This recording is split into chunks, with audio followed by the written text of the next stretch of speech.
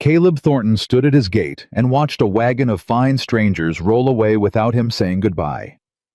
The banker's daughter had cried. Her father had cursed him. Caleb hadn't moved, hadn't softened, hadn't explained. He simply turned his back and walked toward the barn, because explaining meant remembering, and remembering was a door he'd nailed shut 10 years ago. He didn't know yet that a widow with nothing but a dying horse and an empty stomach was already 3 days out, walking straight toward the one door in Montana he swore would never open again. If this story pulls at you the way it pulled at me, hit subscribe and stay with me. Clear through to the end and drop the name of the city you're watching from in the comments. I love seeing just how far this story travels. The wagon was still visible on the ridge road, a small dark shape rattling east toward town, when Jed Calloway came around the corner of the barn, wiping his hands on a rag that hadn't been cleaned since spring. "That's 4 this year," Jed said. Caleb didn't look up from the hinge he was working loose on the tack room door. "Didn't ask you to count." "Somebody's got to." Jed leaned against the post. "Griffin girl cried the whole way down the drive. Heard her clear from the corral." "She'll get over it." "Her pa sure won't. Man's got money in this territory, Caleb. Money and a mouth that likes to run." Caleb set the screwdriver down harder than he meant to. The hinge clattered against the wood. "You want me to marry a woman because her daddy's got money and a mouth?" "I want you to marry somebody, for this ranch buries you same as it buried everything else you ever cared about." The words landed the way Jed meant them to, square in the chest, and for a moment, Caleb just stood there, jaw working, eyes fixed on nothing in particular. Then he picked the screwdriver back up.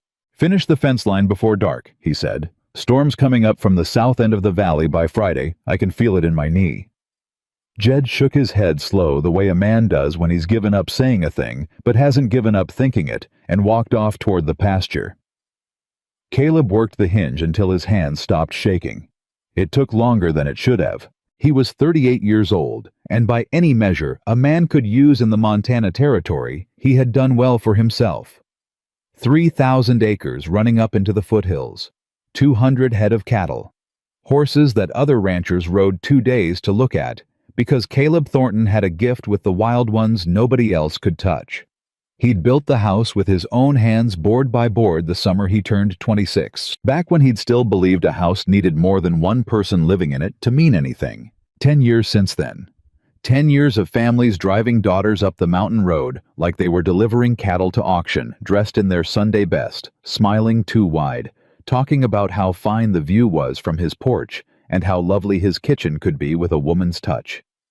10 years of watching their eyes move not to him, never really to him, but past him to the barns, the fences, the land stretching out gold and endless in every direction. They saw an empire.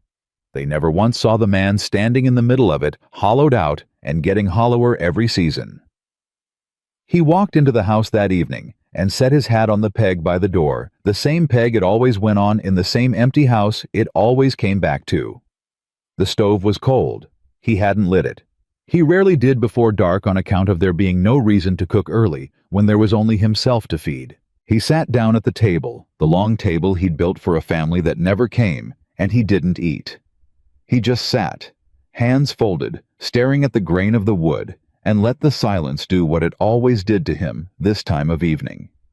It pressed. It filled every corner of the room, like water rising, and there was nothing in that house strong enough to hold it back. "Kane, honey, would you clear a spot for your mama?" He shut his eyes, shoved the thought down the way he'd shoved down 1,000 others just like it. Not tonight. 3 days later, and 40 miles east. Rebecca Hale stood in front of a courthouse in a dying town called Miller's Bend, holding a paper that told her in words a clerk had read aloud because she was too proud to admit her eyes had gone blurry from crying, that she owned nothing anymore. Not the farm.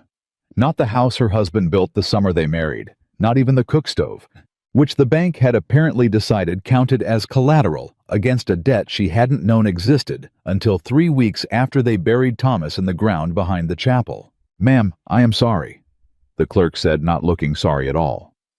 But the note was signed. Mr. Hale borrowed against the deed 2 years back. Banks within its rights. My husband is dead, Rebecca said. Her voice came out steadier than she felt, which was the only mercy she'd been granted all week. He can't answer for a debt he never told me about. No, ma'am, but you can. She had $11 a horse named Dinah, who'd seen better years, and a trunk that held what remained of a life she'd spent 6 years building brick by brick, memory by memory, only to watch it collapse in the space of a single afternoon. She did not cry in front of the clerk. She saved that for the road for the first hour out of town, when there was nobody left to perform strength for, and then she wiped her face with the back of her glove and did not cry again. She had heard of Whisper Creek from a woman at the boarding house, a rancher up in the mountains, a hard man, but a fair one always needed hands. Come summer, paid on time, didn't ask questions about a woman's past so long as she could work. Rebecca didn't need charity. She'd buried a husband, buried a house, buried 6 years of trying, and she still had 2 good hands and a back that hadn't broken yet. That would have to be enough. The road up to Thornton Land climbed steady through pine and rock, and Dinah's steps had gone from tired to labored somewhere around midday. Rebecca walked the last mile, leading the horse by the bridle, her boots raising small clouds of dust with every step, her dress gone stiff with 3 days of travel and sweat, and a night spent sleeping sitting upright against a wagon wheel because she hadn't trusted the dark enough to lie down flat. She saw the gate before she saw the man. Caleb was up on the top rail of the fence, wire pliers in hand, working a section that had come loose in last week's wind.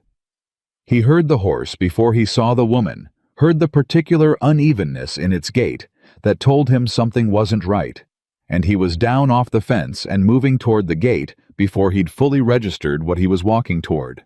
Then he saw her, and he stopped. She wasn't dressed for courting. That was the first thing he noticed, and it landed strange in his chest because every woman who'd come up that road in the last 10 years had come dressed like she was walking into a photograph. This one wore a plain brown traveling dress gone gray, with dust sleeves rolled to the elbow, hair pulled back tight and practical under a hat that had seen hard use. She wasn't smiling. She wasn't performing anything at all. She looked more than anything like a woman who had run entirely out of things to lose and had decided that meant she had nothing left to fear either. Afternoon, she said, and stopped a respectful distance from the gate, the way a person does who's learned that showing up uninvited on someone's land requires a certain amount of caution. I heard you're hiring on for summer work. Caleb looked at the horse. First, really looked the way he looked at every animal that came onto his land, because animals told the truth even when people didn't. Dinah was thin through the ribs, favoring her left front, exhausted, clean through. Whoever had ridden her here had pushed hard and pushed far. Where'd you come from? Miller's Bend. That's 2 days' ride. 3 the way I came. She met his eyes without flinching, which surprised him more than he let show. I'm not looking to be a bother, mister. I heard you pay fair and don't ask a woman to account for her whole life story before you'll let her earn a wage. If that's true, I'd be obliged for the chance. If it isn't, I'll be on my way and won't trouble you further. Caleb had heard 100 opening lines in 10 years. Fathers with speeches prepared about their daughters' virtues. Daughters with speeches of their own memorized and polished about how they'd always dreamed of ranch life. Widows from town looking for a husband dressed up as looking for a job. He had never once heard a woman say she wasn't looking to be a bother. I'm not hiring women, he said because it was easier to say than the truth. Which was that he didn't know what to do with a woman standing at his gate who wasn't asking him for anything he was used to being asked for. I didn't ask if you were hiring women, Rebecca said. I asked if you were hiring hands. I can cook, I can mend. I've doctored horses since I was 9 years old, and that mare of yours in the west pasture is favoring her right hind the way a horse does when there's a stone bruise setting in which somebody ought to look at before it turns to an abscess. Caleb's jaw shifted. He hadn't noticed the mare. Neither had Jed apparently, or he'd have said something. You've been on my land 10 minutes, he said, long enough to see what I saw. She wasn't smug about it. Just plain the way a person states a fact they don't much care whether you believe or not. I'm not asking for charity, mister. I'm asking for work. If my word's not good enough, watch my hands for a week before you pay me a dime. I'll sleep in the barn. I'll eat what's left after your men are fed. But I'd be grateful for the chance to earn my keep honest, because right now I've got nothing else to offer a soul, and I'm through asking anybody to feel sorry for that. Mom, the silence that followed had weight to it. Caleb stood at his own gate on his own land and found himself for the first time in longer than he could remember without a ready answer. "What's your name?" he finally said. "Rebecca Hale." "You married?"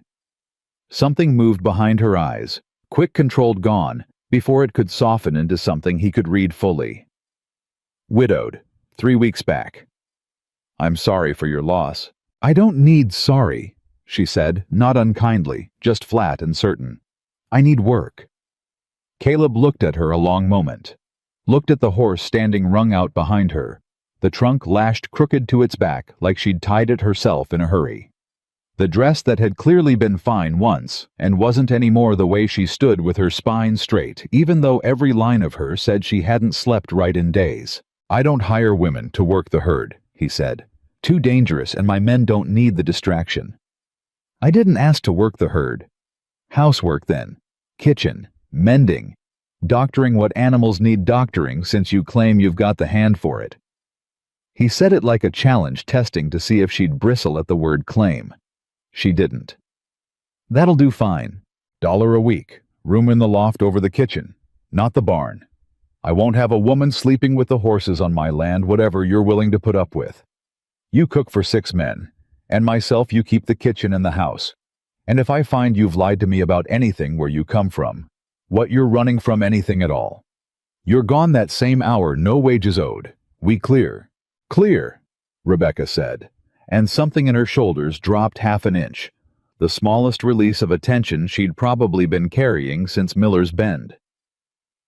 "Trial's 2 weeks, Caleb said. You don't work out, I'll pay you through the 2 weeks and set you on the road to town myself. No hard feelings either way." "Fair enough."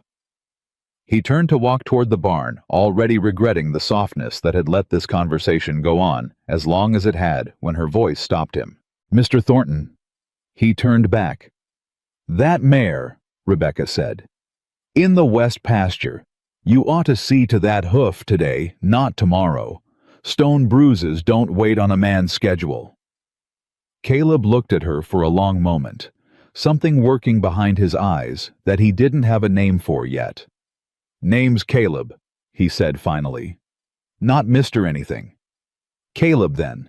He nodded once, short, and walked off toward the pasture, and if Jed Calloway had been watching from the barn door, which he was, he'd have seen something in his boss's walk that hadn't been there in 10 years. The particular unsettled energy of a man who has just been surprised by something he didn't see coming and doesn't yet know what to do with it. The mare had a stone bruise exactly as Rebecca said. Caleb worked it loose with a hoof pick while Jed held the lead rope, and when the horse flinched and nearly went up, it was Rebecca who'd followed at a distance, quiet, not asking permission, who stepped in low and steady and put a hand flat against the mare's shoulder and started talking to her in a voice pitched so soft Caleb almost couldn't hear the words, just the rhythm of them, calm and unbroken, until the horse's ears came forward again and her breathing settled. "You've done this before," Caleb said, not quite a question. "My husband raised horses before the farming took over." Rebecca kept her hand on the mare's neck. "I did most of the doctoring. He didn't have the patience for it." "And you did?" "Patience is easier to come by than most folks think," she said. "You just have to want the animal calm more than you want to be right." Caleb finished with the hoof pick and stood brushing dirt from his knees and found himself studying her face a moment longer than the situation called for. There was something in the way she'd said it, want the animal calm more than you want to be, right, that felt aimed somewhere past the horse entirely, though he couldn't have said why, and he didn't like how much that unsettled him. "Kitchen's through the back door," he said, gruffer than he meant to sound. "Cook stove needs the flue cleaned, hasn't been touched proper in a month. Supper's at 6. Men'll be hungry, and won't much care whose hands made it long as it's hot. "I'll have it hot," Rebecca said, and turned toward the house without waiting to see if he'd say anything else, leading Dinah by the bridle, her spine still straight, despite 3 days of road dust and grief riding heavy on her shoulders. Caleb watched her go longer than he should have. Then he caught himself doing it and turned sharply back to the mare, and told himself it was nothing but a man noticing something unusual on his own land, same as he'd notice a hawk circling where hawks didn't usually circle. He almost believed it. Supper that evening was better than anything that kitchen had produced in 10 years, and every man at the table knew it, though none of them said so out loud, on account of Caleb sitting stone-faced at the head of it, working his way through a plate of beans and cornbread and fried salt pork, like a man determined not to enjoy something on principle. "This is real good, ma'am," said Tom Riley, youngest of the ranch hands, mouth half full. "Thank you," Rebecca said, setting a fresh pot of coffee on the table. "Better than what Jed's been feeding us," Tom added, grinning. "I never claimed to cook," Jed said. "I claimed to keep men from starving. There's a difference." The table laughed. Even Caleb's mouth twitched, though he covered it by reaching for the coffee, and Rebecca allowed herself the smallest smile as she moved back toward the stove, the first easy moment she'd had in nearly a month. It didn't last. The sound of a horse coming up the drive at speed cut through the evening quiet, and every man at the table went still the way ranch hands do when they've learned to read trouble in the rhythm of hoofbeats. Caleb was up and moving toward the door before the rider had even reached the yard. It was one of the Draper hands. Hollis Draper's men wore a particular look. Caleb had learned to recognize it from a distance, something in the way they carried themselves, like they were doing you a favor just by riding onto your land, and he swung down off his horse with a folded paper in hand. "Evening, Thornton," the rider said. "Mr. Draper sends his regards in this." Caleb took the paper without a word, unfolded it, and read it, standing in the last orange light of evening, while the rider waited, clearly enjoying himself in some small, unpleasant way. "Water rights," Caleb said, finally, voice flat. "Mr. Draper's had the survey redone. Says the creek boundary was drawn wrong 40 years back, and the West Fork's been running through his land the whole time, not yours. He's asking you kindly to redirect your fence line before the county gets involved." "Your boss can ask kindly all he wants," Caleb said. "That creek's run the same line since before either of us was born, and he knows it. Tell him I said so." The rider shrugged, unbothered the way a man does when the fight isn't his to have. "I'll tell him. Wouldn't get too comfortable about it, though. Mr. Draper's got lawyers in Helena say the survey favors him." "Mr. Draper's got a habit of finding lawyers who say whatever he pays them to say," Caleb said. "Get off my land." The rider tipped his hat unhurried and turned his horse back down the drive, whistling something tuneless as he went, and Caleb stood in the yard a long moment with the paper crushed in his fist before he came back inside, jaw-tight appetite gone. Rebecca had watched the whole exchange from the doorway close enough to hear most of it, and something in her chest had gone cold and familiar at the mention of a redrawn survey, a boundary that had always run one way, suddenly claimed to run another. A rich man's lawyers arriving right on schedule to make an old truth into a new lie. It sounded exactly like the paper that had taken her farm. "Everything all right?" she asked, careful to keep her voice light, not wanting to intrude on a stranger's business on her first night under his roof. "Fine," Caleb said too fast and sat back down at the table, though he didn't touch his plate again. Rebecca didn't push. She'd learned over 6 hard years and 1 very bad month that some doors needed to be opened by the person standing behind them in their own time, or not opened at all. She cleared the table instead and refilled coffee cups and let the men talk of small things. Whether cattle a fence that needed mending until the knot in Caleb's shoulders eased by some small degree. But she noticed it. She noticed the way his hand had tightened around that paper. She noticed the particular practiced calm he'd forced into his voice when he told the rider to get off his land, the calm of a man who has learned that showing real anger only shows your enemy where to aim next. She recognized that calm. She'd worn it herself standing in a courthouse 3 weeks ago, being told a stranger's signature had emptied out her whole life. "Bah," That night in the small loft room above the kitchen, Rebecca lay on a cot that smelled faintly of cedar and lay awake longer than exhaustion should have allowed. Through the thin floorboards, she could hear the house settling the occasional creak of Caleb's boots on the porch below. He hadn't gone to bed, she realized, somewhere near midnight. Still awake, still turning something over. She understood that particular kind of sleeplessness. She'd spent 3 weeks living inside it herself. Below on the porch, Caleb sat with the Draper letter spread across his knee in the moonlight, reading it again, though he already had every word memorized. 10 years he'd held this land. 10 years of building it up, board by board, fence line by fence line, pouring every hour of every day into it, because the land didn't ask him for anything he couldn't give. It didn't ask him to be warm or open or whole. The land just needed work, and work he had. Now a man in a Helena office was trying to take even that. He thought briefly, and without meaning to, of the woman sleeping above the kitchen. The way she'd stood at his gate that afternoon, dust-covered and dead on her feet, and asked for nothing but a chance to earn her own way. The way she'd known without being told exactly what was wrong with that mare's hoof. The way her voice had gone soft and steady with the horse, the same voice she'd probably used on a husband who, from the little she'd let slip, hadn't deserved the patience she gave him. Widowed 3 weeks back, she'd said. "I don't need sorry, I need work." He understood that better than she likely knew. He'd been saying some version of the same thing to himself for 10 years, "I don't need feeling. I need work." And he'd built an empire on the back of that particular lie, 3,000 acres of proof that a man could bury his whole heart under enough labor that he'd stop noticing the shape of the hole it left behind. He folded the letter, tucked it inside his coat, and sat a while longer in the dark, listening to the wind move through the pines, the way it always did this time of year, steady and low and endless, carrying with it the first faint smell of the storm Jed had warned him was coming. Somewhere in the back of his mind, unbidden and unwelcome, a thought surfaced that he hadn't let himself think in a very long time, that the house behind him didn't feel quite as empty tonight as it had every night before it. He shoved the thought down, same as always. But it didn't go quite as easy this time. And some part of him, small buried and not yet ready to be looked at, directly noticed that too. Caleb didn't sleep that night, not truly. He dozed, sitting upright in the chair by the cold hearth boots, still on the Draper letter folded inside his coat pocket, like a stone he couldn't set down. And when the gray light came up over the ridge, he was already awake to see it. He heard her before he saw her.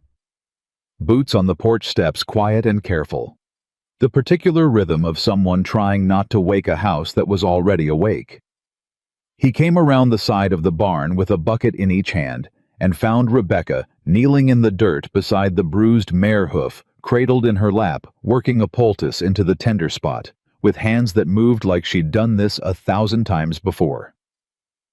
"You're up early," he said. She didn't startle.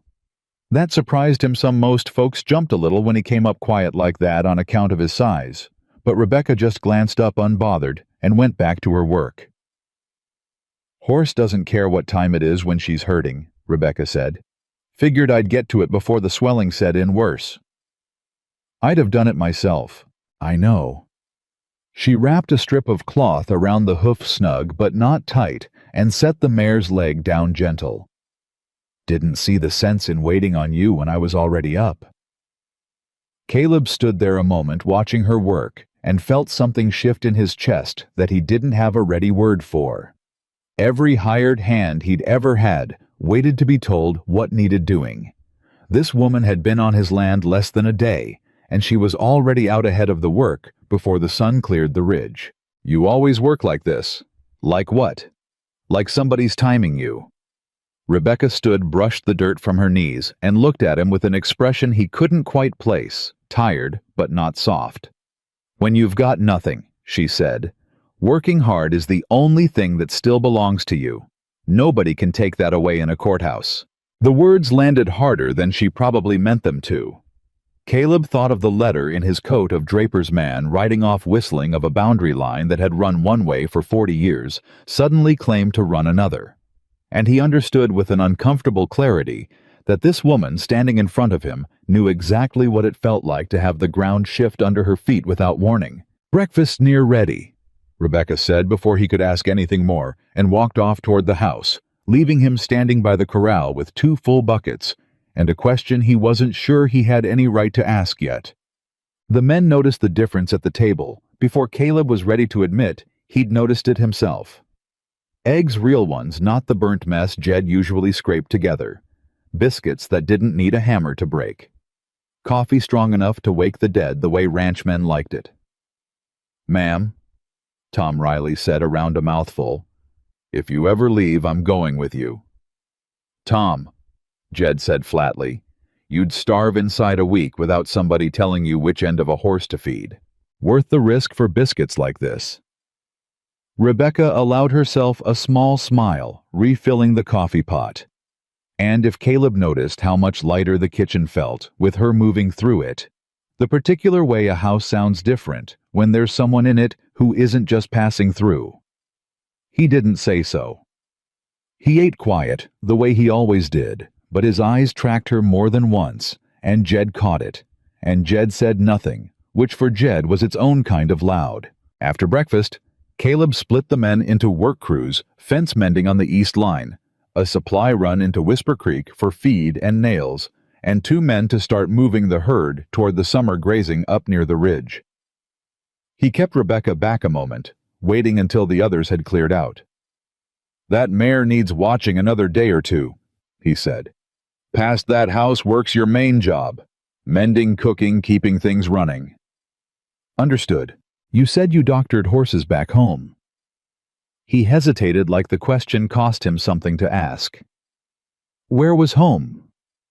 Something flickered behind her eyes. Quick guarded the same look he'd seen at the gate the day before. "Miller's Bend," she said. "Small farm. Nothing much to tell." "Your husband raise horses there?" "Some." She busied her hands with the mare's lead rope, not looking at him. "Mostly he farmed. The horses were mine to manage." "He die of sickness." "Caleb." Her voice came out sharper than she likely intended, and she caught herself softened it. "I'd rather not talk on it, if that's all right." "It's all right," he said, and meant it because he understood better than most men what it cost to be asked to explain a grief that wasn't finished being grieved yet. "Wasn't my business to ask." "I don't mind you asking," Rebecca said, quieter now. "I mind not having a good answer yet." He nodded, and for a moment, the 2 of them stood in the yard saying nothing. 2 people who'd each spent years learning the particular art of carrying pain without setting it down where anyone else could see the shape of it. And something passed between them that wasn't quite understanding, but was close enough to it that both of them felt the air change. Then a shout came up from the corral, cutting the moment clean in half. "Loose he's loose." Tom Riley's voice high and cracking with panic, and Caleb was already running before he'd fully processed the words because he knew which horse Tom meant without needing to be told. The Black Stallion Diablo, the men called him. Though Caleb never had a horse he'd caught wild in the foothills 2 months back, and hadn't yet earned the trust of 16 hands of muscle and fury that had somehow worked the corral gate loose and was now tearing across the yard with his ears pinned flat and his eyes rolling white, straight toward the well. Straight toward Rebecca, who was still standing near the mare directly in the stallion's path and who Caleb's heart seized watching it did not run. "Rebecca, move!" Caleb shouted, sprinting too far away, watching a scene unfold that he had no way of stopping in time. She didn't move. She turned slow and deliberate, and dropped low, making herself small the way he'd seen only the best horsemen do, and she began to talk, not shout, talk low, and even a stream of sound with no real words in it. Just rhythm, just calm, laid over the top of chaos, like a blanket over a fire. The stallion's ears flicked.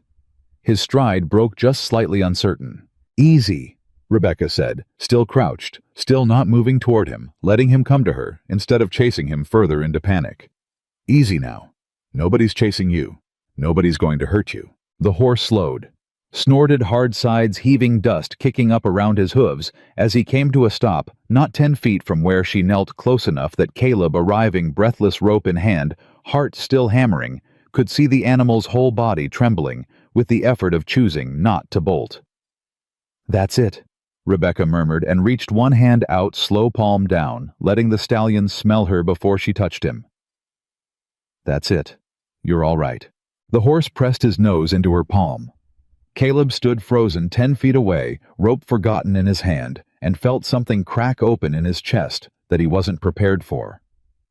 Not fear anymore, that had already burned through him and left something else behind, something rawer and harder to name. "You could have been killed," he said once he'd found his voice again, and it came out angrier than he intended, fear disguising itself the only way he knew how. "I know horses," Rebecca said, simply, still stroking the stallion's nose. "Running from a scared animal just teaches him running works. Standing still teaches him he doesn't need to be scared." "That's not—" Caleb stopped, ran a hand down his face, tried again. "That's not something you gamble with. Not on my land. Not with a horse nobody's broke yet. I wasn't gambling."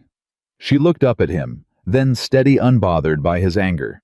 "I was doing what I know how to do. Same as you'd have done if it had been you standing there instead of running to save me."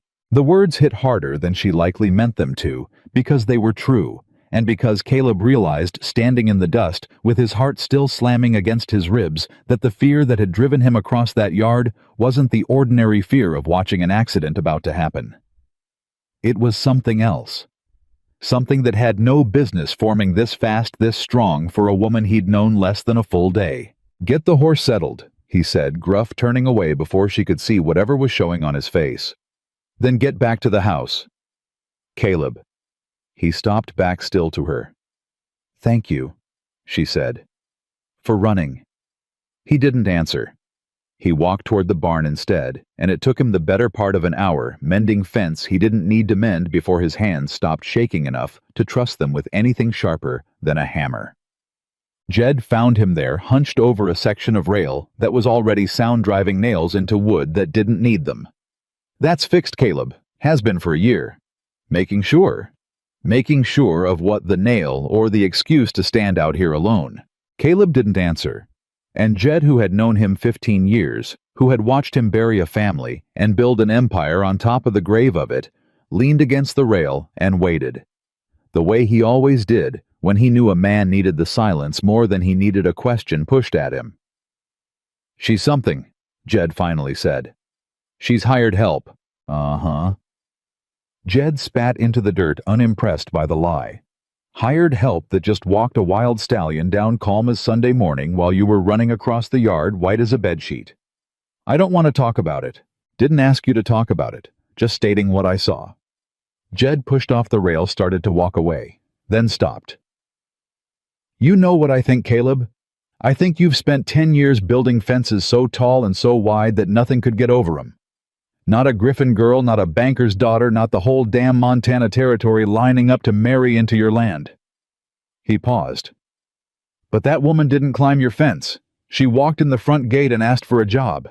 Didn't ask for nothing you weren't already offering to any hand that showed up hungry and willing to work." "That's exactly why it's dangerous," Caleb said, quieter than he meant to. "She's not trying to get past the fence. She's just standing on the other side of it, not trying at all, and that's worse." Jed didn't have an answer for that, and the two men stood in silence a while longer, the hammer forgotten in Caleb's hand, until the sound of a wagon rolling up the drive pulled them both back toward the yard. Cho. It wasn't Draper's man this time. It was Hollis Draper himself, a broad man in a fine gray suit that fit poorly across a body, gone soft from years of sitting behind desks instead of working. Land riding a horse, too well bred for the kind of man who'd never had to break one, and he came up the drive with the particular unhurried confidence of a man who has never once in his life been told no and meant it. "Thornton." He didn't dismount, sat his horse and looked down at Caleb the way a man looks down at something he expects to eventually own. "Got my letter, I trust?" "Got it. Read it. Threw it in the fire is what I ought to have done with it." Draper smiled, unbothered. Strong words for a man about to lose the west fork of that creek. That creek's run through Thornton land since before your daddy set foot in this territory, Hollis. You know it. I know it. Every man in Whisper Creek who's lived here more than 5 years knows it. Surveys don't care what men remember Thornton. Surveys care what the county records say, and the county records recently corrected. Mind you say that boundary sits 200 yards east of where your fence currently runs. He said it easy.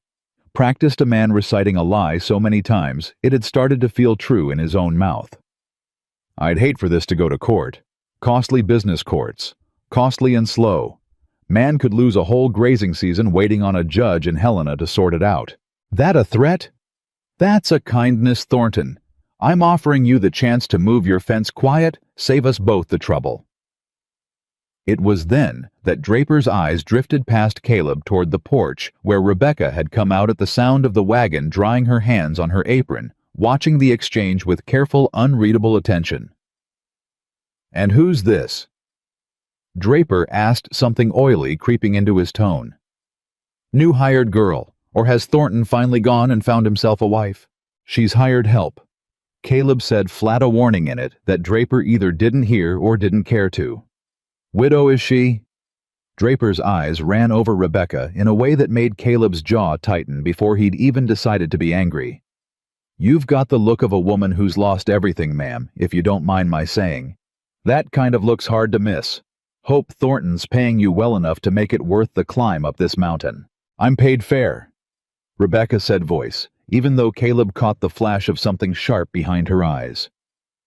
"And I'd thank you not to speak on things you don't know a thing about, mister." Draper laughed, delighted rather than offended.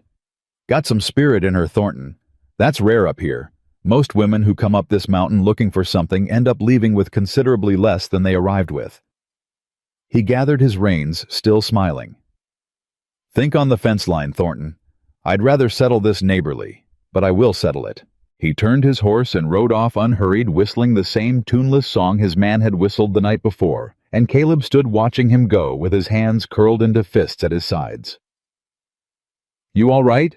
he asked Rebecca once Draper was well down the drive. "I'm fine."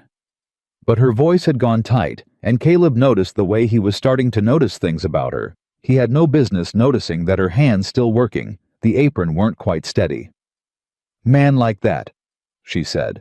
"Talks the same whether he's buying land or buying a wife. Like everything's got a price, and he's already decided what he's willing to pay for it." "You know men like that." It wasn't a question, but she answered it like one. "I know men like that," she said. "I buried a farm because of a man like that. Signed papers, sweet words, and then the ground gone right out from under me before I understood what had happened." She looked at Caleb, something raw and unguarded in her face, for just a moment before the wall came back up. "You should be careful with him, Caleb. Men like Draper don't stop asking nice just because you said no the first time. They just start asking uglier." Caleb studied her a long moment, turning something over in his mind that he wasn't ready to say out loud yet, that her farm, her debt, her whole ruined life sounded a good deal like what Draper was trying to do to him right now, and that maybe whatever had happened to her in Miller's Bend, she understood this fight better than anyone else standing on his land. "Thank you," he said finally, "for standing up to him." "Wasn't standing up for you," Rebecca said, though there wasn't much conviction in it. "Just don't much care for men who talk about women like they're property up for auction. Same thing where I'm standing." She almost smiled at that, the first real almost smile he'd gotten out of her before she turned and went back into the house, leaving Caleb alone in the yard with a fence line under threat, and a growing uncomfortable certainty that Hollis Draper's visit had changed something between them, drawn a line of shared understanding that hadn't existed the day before.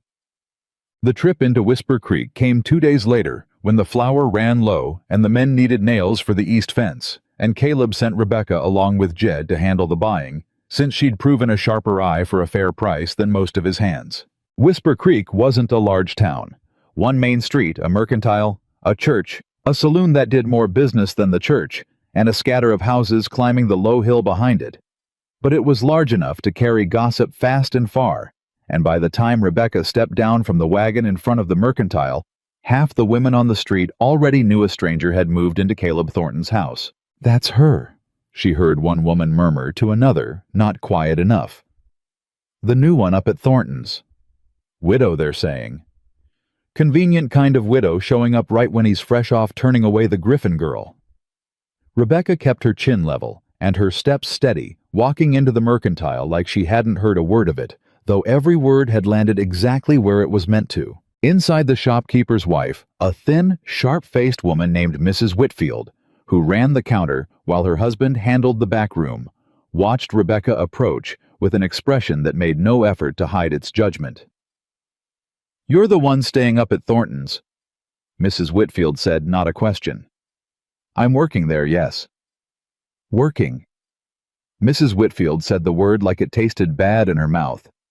"That what they're calling it now?" "That's what it is," Rebecca said, keeping her voice level, though something hot and tired was rising in her chest. "I cook, I clean, I doctor the horses. I earn a wage same as any hand on that ranch." Mrs. Whitfield began ringing up the flour without looking at her. "Funny thing, though. Man turns away the Griffin girl, good family, real money, real prospects, and not 2 weeks later, he's got a widow with nothing to her name living under his roof. Folks talk, ma'am. Can't help but talk." "Folks can talk about whatever they please," Rebecca said, and this time the tiredness won out over the caution, and something sharper crept into her voice. "I didn't come up that mountain looking for a husband, Mrs. Whitfield.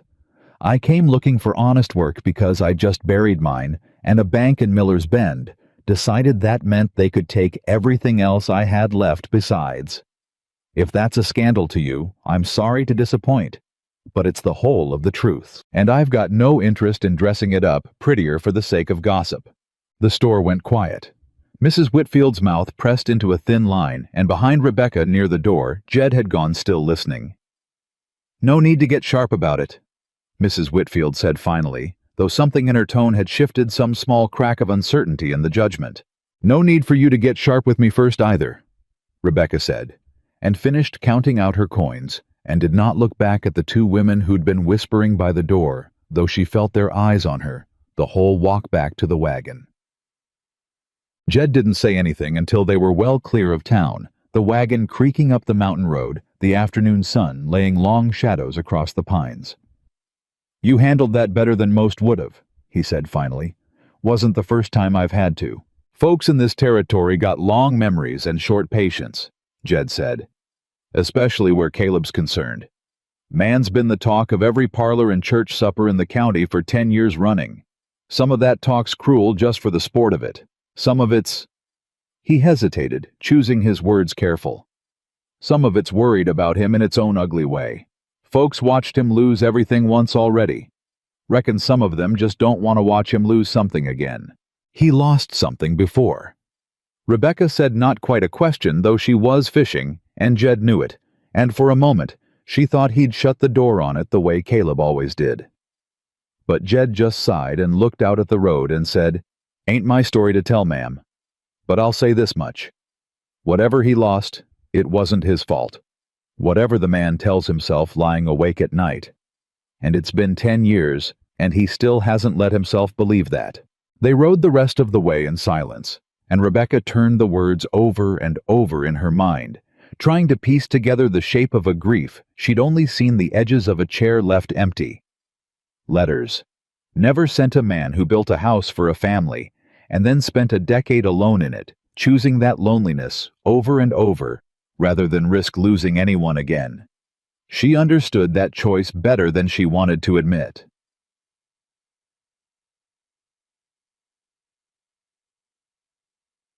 By the time the wagon rolled back onto Thornton land, word of the mercantile exchange had somehow already beaten them. Their small towns worked that way. Gossip riding faster than any horse, and Caleb was waiting in the yard, arms crossed, jaw tight, in a way that told Rebecca immediately that he'd heard something. "Mrs. Whitfield give you trouble?" he asked, before she'd even climbed down from the wagon. "Nothing I couldn't handle." "That's not what I asked." Rebecca looked at him a long moment, surprised by the edge of protectiveness in his voice. The same edge she'd heard the day Draper rode up and looked at her like she was something to be appraised. She said some things, Rebecca admitted, about why I'm here, about what it looks like a widow with nothing showing up right after you turned the Griffin girl away. Something dark moved across Caleb's face. That's not anybody's business but mine. It's mine too, seeing as I'm the one they're talking about. I'll ride into town, he said, already turning toward the barn, and I'll make it real clear to Mrs. Whitfield and anybody else running their mouth that, Caleb. Rebecca stepped down from the wagon and caught his arm, stopping him. It was the first time she'd touched him at all, and they both seemed to notice it at the same moment, a small charge passing between them that neither one acknowledged out loud. You go riding into town defending my honor. You'll only prove their point faster than I ever could. Let it lie. Talk dies down when there's nothing new to feed it. I don't like it, Caleb said, though he'd stopped moving toward the barn.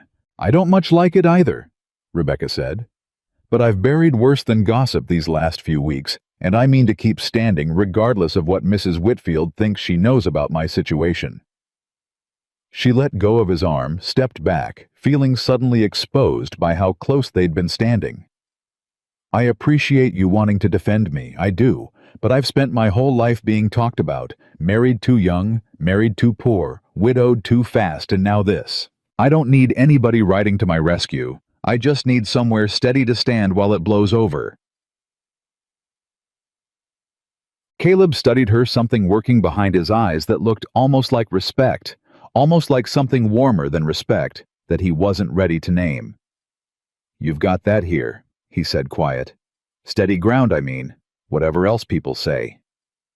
Thank you, Rebecca said, and for a moment neither of them moved, standing in the yard with the sun going gold behind the ridge, until Jed cleared his throat loudly from the wagon seat and broke whatever had been building between them. Not that this ain't touching, Jed said, but there's flour needs unloading before the ants find it. Rebecca laughed, a real laugh, surprised out of her, and the moment dissolved into ordinary work, unloading sacks and crates. But something had shifted, and both of them knew it, even if neither one said so.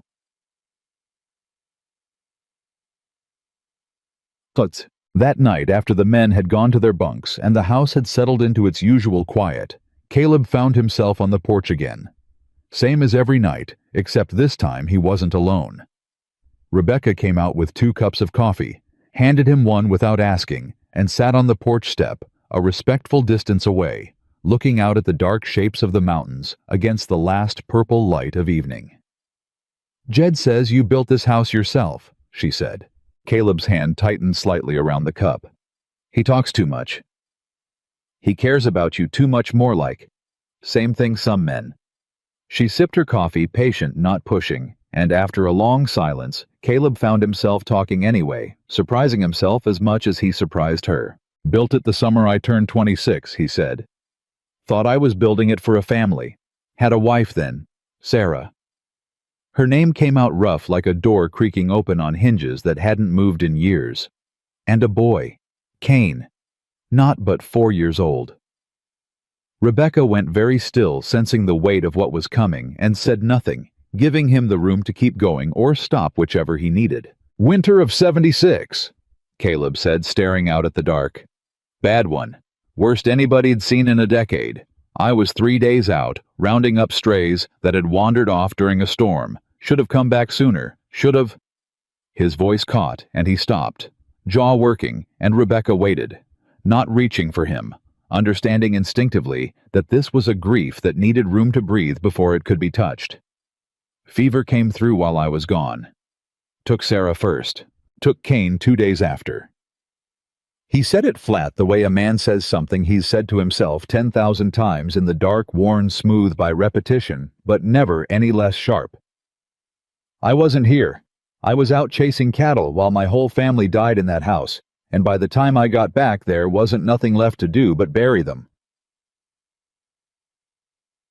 Caleb, Rebecca's voice was soft aching. That wasn't your doing. Feels like it was. He looked at his hands wrapped around the coffee cup, like he was holding on to something solid in a world that had already proven it could be taken away without warning. Man's supposed to protect his family. I was out chasing strays. You didn't know, Rebecca said. Nobody could have known. Doesn't change what happened. He finally looked at her, and there was something raw and exposed in his face that she hadn't seen before 10 years of careful walls cracking just slightly in the dark. Every woman who's come up that mountain road, since they see the land, they see the money, they see a man who's got everything. None of them ever asked why a man with everything lives alone in a house he built for 4 people. I'm asking, Rebecca said, quiet. I know, Caleb said. That's what scares me. The silence that followed wasn't uncomfortable.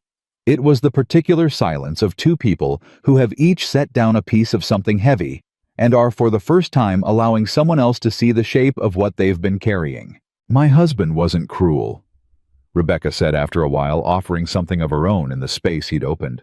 Just weak in the way some men are weak. Borrowed against everything we had never told me, kept smiling like nothing was wrong, right up until the day his heart gave out in the field. And I found out the whole truth of it 3 weeks after we buried him, standing in a courthouse, being told I owned nothing. She wrapped both hands around her cup. I spent 6 years trying to be enough to fix what was broken in him. Learned too late that a person can't love someone into being whole. They've got to want that for themselves. Caleb looked at her, something shifting behind his eyes, and for a long moment neither of them said anything at all, just sat together in the dark, with their separate griefs laid out side by side, closer to understood than either one had been in years. Thank you, he said finally, for telling me. Thank you for asking, Rebecca said, and for not looking at me different once I did. It was near midnight, 3 nights later, when the shout came up from the barn. Fire, fire in the hay barn. Caleb was up and moving before he'd fully woken, pulling boots on as he ran. And by the time he reached the yard, the whole eastern side of the barn was glowing orange against the black sky. Smoke pouring up thick and choking the horses inside, screaming in a way that tore straight through him. Get the horses out, he bellowed, already running for the door. Jed was there, and Tom Bucket's already moving in a line from the well. But the fire had caught fast. Too fast. Caleb would think later faster than a stray spark should have caught in hay that had been damp from the last rain, and the smoke inside the barn was a wall he had to fight through. Blind hand over his mouth, feeling his way toward the stalls by memory alone. He got the first 2 horses out. Choking eyes streaming, he turned back for the third. The bruised mare still favoring that hoof, too slow to move fast on her own, and found Rebecca already there ahead of him, coughing hard, hands working the latch on the stall with fingers that weren't quite steady from the smoke. Get out, Caleb shouted, hauling her back by the arm. I've got her. She won't move fast enough alone, her hoofs. I said get out. He didn't wait for an answer. He half-carried, half-dragged Rebecca toward the door, shoved her out into the clean air, and went back in alone for the mare, and for nearly a full minute, the longest minute of Rebecca's life standing coughing in the yard. Watching the barn door swallow him whole in smoke, there was no sign of him at all. Caleb! She screamed, starting back toward the door, Jed's arm the only thing stopping her. Caleb! He came through the smoke like something out of a nightmare, blackened and coughing. One arm looped tight around the mare's neck, dragging her the last few steps clear of the doorway just as a section of roof gave way behind him, with a groan and a crash of sparks. He collapsed to his knees in the dirt, coughing until he retched, and Rebecca was on the ground beside him before she'd even decided to move hands on his face, checking him over with a frantic, desperate thoroughness that had nothing careful left in it. You could have died, she said, voice shaking. You absolute fool, you could have died in there. Horse would have died, Caleb managed between coughs. I don't care about the horse. It came out before she could stop it, raw and true, and both of them went still at the sound of it, the admission hanging in the smoke-thick air between them. I don't care about the horse, Caleb. I care about you. For a moment, neither of them moved. Firelight flickered orange across both their faces, the barn roof continuing its slow collapse behind them. Men shouting and hauling water in the background and in the middle of all that chaos. There was a stillness between the two of them that felt for just a heartbeat, like the whole world had narrowed down to nothing but each other. Then Jed's voice cut through urgent. Caleb Eastwall's catching, we need every hand. Caleb pulled himself up unsteady, one hand still gripping Rebecca's shoulder, like he wasn't quite ready to let go.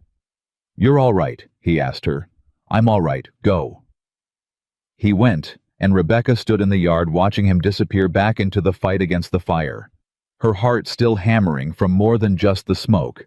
And it was Jed passing with a bucket, pausing just long enough to catch her eye, who said the thing neither of them had said out loud yet. "Man doesn't run into a burning barn for a horse he's had 2 months, Jed said. "Not like that, not the way he just did." He didn't wait for her to answer. He hurried on toward the fire, and Rebecca stood alone a moment longer, hand pressed to her chest, where her heart still wouldn't slow down, before she grabbed a bucket of her own and ran to join the line. So, they fought the fire until nearly dawn, and by the time the last embers were smothered, half the barn was gone. The east side collapsed entirely. 2 stalls burned down to blackened frames, smoke still curling up thin against the pale morning sky. Caleb stood in the wreckage, exhausted, soot-streaked, surveying the damage with a grim, tired expression, and it was Tom Riley who found the answer none of them wanted. "Caleb." Tom's voice was careful, hesitant. "You'd better come look at this." Near the barn's east wall, half buried in ash, was the unmistakable, half-melted remains of a lantern, not one of their own. Caleb realized immediately, turning it over in his blackened hands. Their lanterns were all accounted for, hanging where they always hung. This one had been left deliberately tucked into dry hay along the outer wall, positioned to catch fast and spread faster.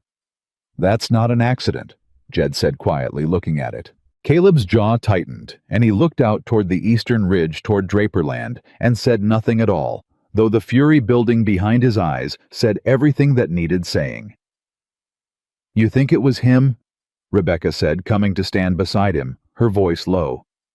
"I think," Caleb said, "that Hollis Draper just found out that asking nice doesn't work on me, same as it hasn't worked in 10 years, and now he's decided to try something uglier." He set the ruined lantern down on a fence post, hard, and turned to look at the wreckage of his barn. Half a lifetime of work gone in a single night. And then at Rebecca, standing beside him, with soot on her face and fear still lingering in her eyes, from watching him disappear into that smoke. "This isn't over," he said, quiet and certain. "Not by a long way. And I mean to find out exactly how far Draper's willing to go before I let him take one more thing that belongs to me." Rebecca looked at him, and something passed between them that was equal parts fear and resolve, the shared understanding of 2 people who had already lost too much to strangers, with paper and lawyers and lies, and who weren't about to lose anything else without a fight. Behind them, the sky to the south had begun to darken, low gray clouds building thick over the far ridge, and Jed, glancing up at them with a farmer's practiced eye, muttered something under his breath about the storm finally rolling in early, faster and meaner than he'd first reckoned. Nobody paid it much mind. Not yet. The storm Jed had smelled coming didn't wait politely for daylight to build itself proper. By noon, the sky over the southern ridge had gone the color of a fresh bruise, and by 2 o'clock, the first hard gusts were tearing loose shingles off the bunkhouse roof, and Caleb stood in the yard, looking at his half-burned barn and his darkening sky, and felt like a man being squeezed from both directions at once. "We need every hand on the herd," he said, voice raised over the wind already picking up. "Get them down off the high pasture before this hits full force, or we'll lose half the summer's stock to lightning and panic." "What about the barn?" Tom asked, glancing at the blackened wreckage, still smoking faintly at the edges.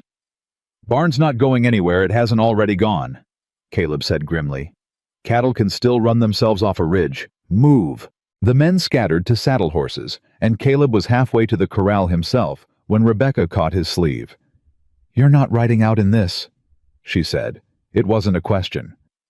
"Somebody's got to bring the herd down. Somebody who isn't half blind from smoke inhalation 12 hours ago." Her grip on his arm tightened. "You were coughing blood this morning, Caleb. Don't think I didn't notice." "I'll manage. You'll fall off a horse in a lightning storm is what you'll do, and then I'll be the one dragging you back down a mountain. And I'd rather not given the week I've had." There was real fear under the sharpness in her voice, and Caleb heard it, and for a moment, something softened in his chest, even as he shook his head. "Rebecca, I've got 6 men and 200 head of cattle, and a storm coming that could take half of them if we don't move fast. I don't have the luxury of sitting this one out." She looked at him a long moment, jaw tight, and then let go of his arm. "Then I'm coming too." "Like hell you are. I know horses better than any man on this ranch, present company included, and you're a man short since Curly took that kick to the ribs Tuesday. You need hands, Caleb. I've got 2 of them." There wasn't time to argue it properly, not with the wind already screaming through the pines and the first fat drops of rain starting to fall, and Caleb, against every instinct, telling him to lock her in the house and bar the door. Found himself nodding once sharp. "You stay near Jed. You do exactly what he tells you. And the second this turns dangerous, you turn back for the house, no arguing about it." "Fine." "Rebecca." "I said fine, Caleb." She was already moving toward the corral, saddling one of the calmer geldings with quick, practiced hands. "Waste any more time arguing with me, and that storm's going to argue for us."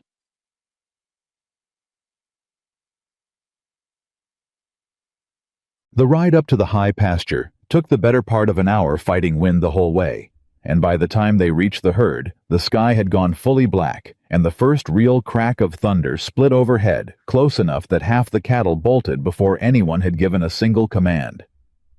"They're spooking?" Jed shouted, already moving to cut off a breakaway group before they scattered into the tree line. "Caleb west flank now." Caleb kicked his horse into a gallop, cutting hard around the panicked edge of the herd, shouting and waving his hat to turn them back toward the trail down the mountain. And for a while, there was nothing in the world but noise and mud and the desperate controlled chaos of trying to hold 200 terrified animals moving in the same general direction, while the sky opened up and dumped rain in sheets thick enough to blind a man. Rebecca held her position at the rear, same as Jed had told her, pushing stragglers forward, and it was there, hunched low against the driving rain. Focused entirely on a calf that had gotten separated from its mother, that she heard the gunshot. It cracked through the storm, sharp and unmistakable, and half the herd surged forward in a fresh wave of panic, and Rebecca's horse reared hard enough that she nearly lost her seat entirely, grabbing mane and pommel, both to stay mounted. "Gunshot!" she screamed, though she doubted anyone could hear her over the thunder and the roar of 200 spooked cattle. "Someone's shooting." Caleb heard it. He turned his horse hard, scanning the tree line through the rain, and saw for just a flash, gone as fast as it appeared, a rider up on the ridge above them, rifle still raised, already wheeling his horse away into the cover of the pines. "Draper's men," Caleb snarled, though there was no way to be certain in the storm. No way to chase a rider through timber this thick with a herd this close to running off the mountain entirely. "Get the cattle down now, before whoever that was fires again." The next 20 minutes were the longest of Rebecca's life. Cattle screaming, thunder cracking close enough to feel it in her teeth. Rain coming down so hard she could barely see the horse in front of her. And somewhere in the chaos, a second shot rang out closer this time, and a young steer went down hard, not 30 feet from where she rode, blood already washing pink into the mud and rain. "They're trying to stampede us into the ravine," Jed shouted, riding up alongside her, face white with fury and fear both. "Whoever's up there knows exactly where that drop-off sits." "Caleb!" Rebecca screamed, watching him ride hard toward the front of the herd, trying to turn the lead cattle away from the direction they were being driven. He got there in time, barely cutting hard across the herd's path with his horse at a dead run, forcing the lead steers to break right instead of left away from the ravine's edge, and the rest of the herd followed the leaders the way cattle always do, streaming past the drop-off with feet to spare instead of running straight over it. But the effort cost him. Rebecca saw it happen almost too fast to process his horse's hoof-catching on a rain-slick route. A violent stumble, Caleb thrown hard from the saddle and rolling twice before he came to a stop against a fallen log, not moving. Caleb. She was off her own horse before it had fully stopped running through mud that grabbed at her boots with every step, and she reached him at the same moment Jed did, both of them dropping to their knees beside him in the driving rain. "Caleb, Caleb, look at me. Rebecca's hands were on his face, frantic rain streaming down both of them. Say something. For one terrible, endless second he didn't. Then his eyes opened, unfocused, and he groaned and tried to sit up too fast, and Rebecca pushed him back down with both hands flat against his chest. Don't move. You could have broken something. Heard. Caleb managed, voice thick with pain. Herd's still running. Herd's fine, you damn fool. The herd is not what matters right now. It came out of her sharp and shaking fear, finally cracking through the composure she'd been holding since the first gunshot. You just got thrown from a horse in a lightning storm trying to save cattle from a man shooting at us, and you're asking about the herd. Somebody's got to. Somebody already did. Jed cut in, checking Caleb's arm with careful hands, watching his face for the wince that would tell him something was broken. Herd's turned and heading down the trail on its own now, following the lead steers same as always. You did your job. Now shut up and let us do ours. Caleb's arm wasn't broken, but it was badly wrenched, and his ribs, already tender from the smoke the night before, had taken a hard knock against the log that left him gray-faced and breathing shallow. Getting him back down the mountain took twice as long as it should have, Rebecca riding close beside him the whole way, one hand steadying him in the saddle whenever the trail turned rough, both of them soaked through and shaking with cold and adrenaline, both by the time the ranch house finally came into view through the rain. Batalyosan. They got him inside, got him out of his soaked clothes and into dry ones, got him settled by the fire. Rebecca built up hot and fast, despite her own hands still trembling from the ride down. And it was only once he was finally still, finally breathing easier, that the full weight of what had happened caught up with her all at once.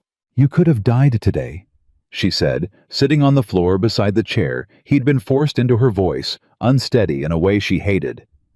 Twice. Once in that fire and now this. I've been thrown from horses before, not while somebody was shooting at you. She looked up at him, and there wasn't any anger left in her face now, just something rawer and more frightened. That was Draper's men. It had to be. First the lantern, now this. He's not just trying to scare you off that fence line anymore, Caleb. He's trying to hurt you. I know it. Caleb's jaw was tight, his voice rough with pain he was trying hard not to show. And I mean to prove it, soon as I can sit a horse without seeing stars. And what happens if next time somebody's aim is better? The words cracked slightly on the way out. What happens if next time it's not a horse stumbling that puts you on the ground? It's a bullet. Caleb looked at her a long moment, something shifting behind the pain in his eyes, and reached out, slow, careful, like he wasn't sure he had the right, and covered her hand with his own where it rested on the arm of the chair. You're shaking, he said quiet. I've had a hard afternoon. Rebecca. His thumb moved slightly against her knuckles, small and unpracticed, a man relearning a gesture he hadn't used in a decade. Look at me. She did, and whatever he saw in her face made something in his own expression soften entirely. 10 years of careful distance falling away all at once. I'm not going anywhere, he said. Not from a storm, not from Draper, not from any of it. You hear me? You don't get to promise me that, Rebecca said, voice thick. Nobody gets to promise that. I learned that the hard way watching a healthy man's heart just stop in a field on an ordinary afternoon. Promises don't stop bullets or storms or bad luck, Caleb. They just make it hurt worse when they break. Then I won't promise, he said. I'll just tell you I mean to try like hell to keep breathing on account of I've got considerably more reason to want to these days than I did a week ago. The words hung between them, and Rebecca felt her breath catch, felt the careful walls she'd been maintaining since Miller's Bend crack straight down the middle, and for a moment neither of them moved. Firelight flickering warm across both their faces, rain still hammering the roof above them. Caleb. Whatever she'd been about to say was cut off by a hard knock at the door, urgent and insistent, and both of them startled apart as Jed's voice called through the wood. Caleb, you'd better come see this. Well, not come. You shouldn't be moving, but somebody needs to see this right now. Rebecca was up and at the door before Caleb could try to rise, pulling it open to find Jed standing soaked in the doorway, holding something in both hands, his face pale even in the dim evening light. "Found this caught up against the porch steps," Jed said. "Must have blown loose from somewhere up the ridge in all this wind. Ryder probably lost it during the shooting, or it came off a saddlebag in the storm." He held it out. "You're going to want to see what's inside, Caleb. Both of you are." Yeah, it was a leather satchel, rain-swollen and heavy, and Caleb, ignoring every protest his ribs made about it, pushed himself up out of the chair to look as Jed laid it open on the table. Papers. Dozens of them, some soaked through, and illegible, others still readable, despite the damp. And as Caleb began sorting through them with careful hands, his expression went from confusion to something darker and more focused with every page he turned. "Survey documents," he said slowly. "Draper's survey, the one he's been waving around claiming the creek boundary."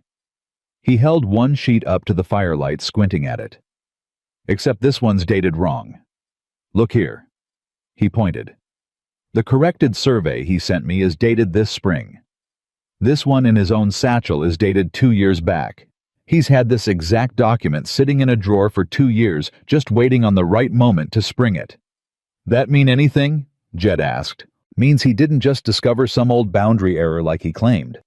Means he's been planning this a long while, probably waiting till he had enough other land locked up around mine that a court fight would favor him regardless of what the old records actually said." Caleb kept sorting, jaw tight with fury, and then went very still. He'd found a ledger.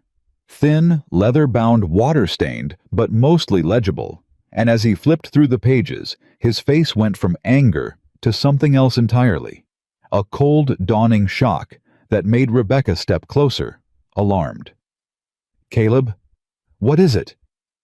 He didn't answer right away. He kept turning pages, and then he stopped on one entry in particular and turned the ledger around so she could see it herself, his hand not quite steady. "Miller's Bend," he said quietly. "Recognize the name at the top of this column." Rebecca leaned in, and her whole body went cold. Miller's Bend. Savings and Loan H. Draper, controlling partner. Below it, in careful, damning handwriting, was a list of names. Farms. Debts called due. Foreclosures processed. And there, near the bottom of the page, dated 3 weeks back, was an entry that made her hand fly to her mouth. T. Hale Farm. 40 acres forced foreclosure note called due, without prior notice, per standard procedure. "That's..." Rebecca's voice broke entirely. "That's my farm. That's Thomas's note. Draper Hollis. Draper, he owns the bank that took everything I had." "Looks that way," Caleb said, grim.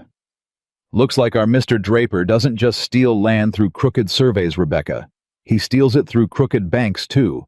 Buys up notes, quiet waits till the debtor's dead, or desperate, then calls the whole thing due at once, so the family's got no choice but to lose everything." He turned another page, and his jaw tightened further. "There's a dozen names on this list. A dozen farms going back 3 years. Whole territories worth of land, and every single one of them ended up in Draper's hands, or the hands of men who owe him favors." Rebecca sat down hard in the nearest chair, the strength gone entirely out of her legs, staring at her husband's name, written in a stranger's ledger, like a line item in a business Draper had built on other people's grief. "He didn't just take my farm," she said, voice hollow. "He planned it, same as he's planning this with you. He finds a man with land worth having. He finds a way to make the debt or the boundary or whatever else look legitimate, and then he just waits. Waits until the person's too broken to fight back." "Not this time," Caleb said, and there was something in his voice now that hadn't been there before. Not just anger, but purpose, sharp and clean. This time, he left the whole scheme sitting in a satchel that blew off some fool rider's saddle in a thunderstorm, and now we've got proof. Real proof. Dated documents, his own handwriting names of every family he's ruined across 2 counties. "Proof doesn't mean much against a man with lawyers in Helena," Jed said quietly. "It means everything if the right judge sees it," Caleb said. "And I know a circuit judge coming through Whisper Creek in a week's time for the quarterly court session. Judge Merriweather. Man's got no love for Draper, I happen to know." Draper tried to buy him off 2 years back over a different dispute, and Merriweather ran him clean out of his office for the insult. He set the ledger down carefully like it was something precious now, instead of just paper. We get this in front of Merriweather, properly witnessed, properly documented, and Hollis Draper's little empire of stolen land comes apart at the seams. For the first time since the storm hit, something like hope moved across Rebecca's face. Fragile, uncertain, but real. "You'd do that?" she asked. "Take this to court. Risk whatever else Draper might throw at you over a farm in Miller's Bend that's got nothing to do with your own fight?" Caleb looked at her, and the answer was written plain across his face before he even said it out loud. "Rebecca, it's got everything to do with my fight far as I'm concerned. Same man tried to burn my barn and shoot my herd off a ridge as the same man who signed away your whole life without so much as a warning letter. I don't much care whether the wound's on my land or yours. A snake like that needs stepping on regardless of which direction he's striking from." Outside, thunder cracked hard enough to rattle the windows, and the rain showed no sign of letting up, but inside the house for the first time all day, something had shifted from fear into something closer to resolve.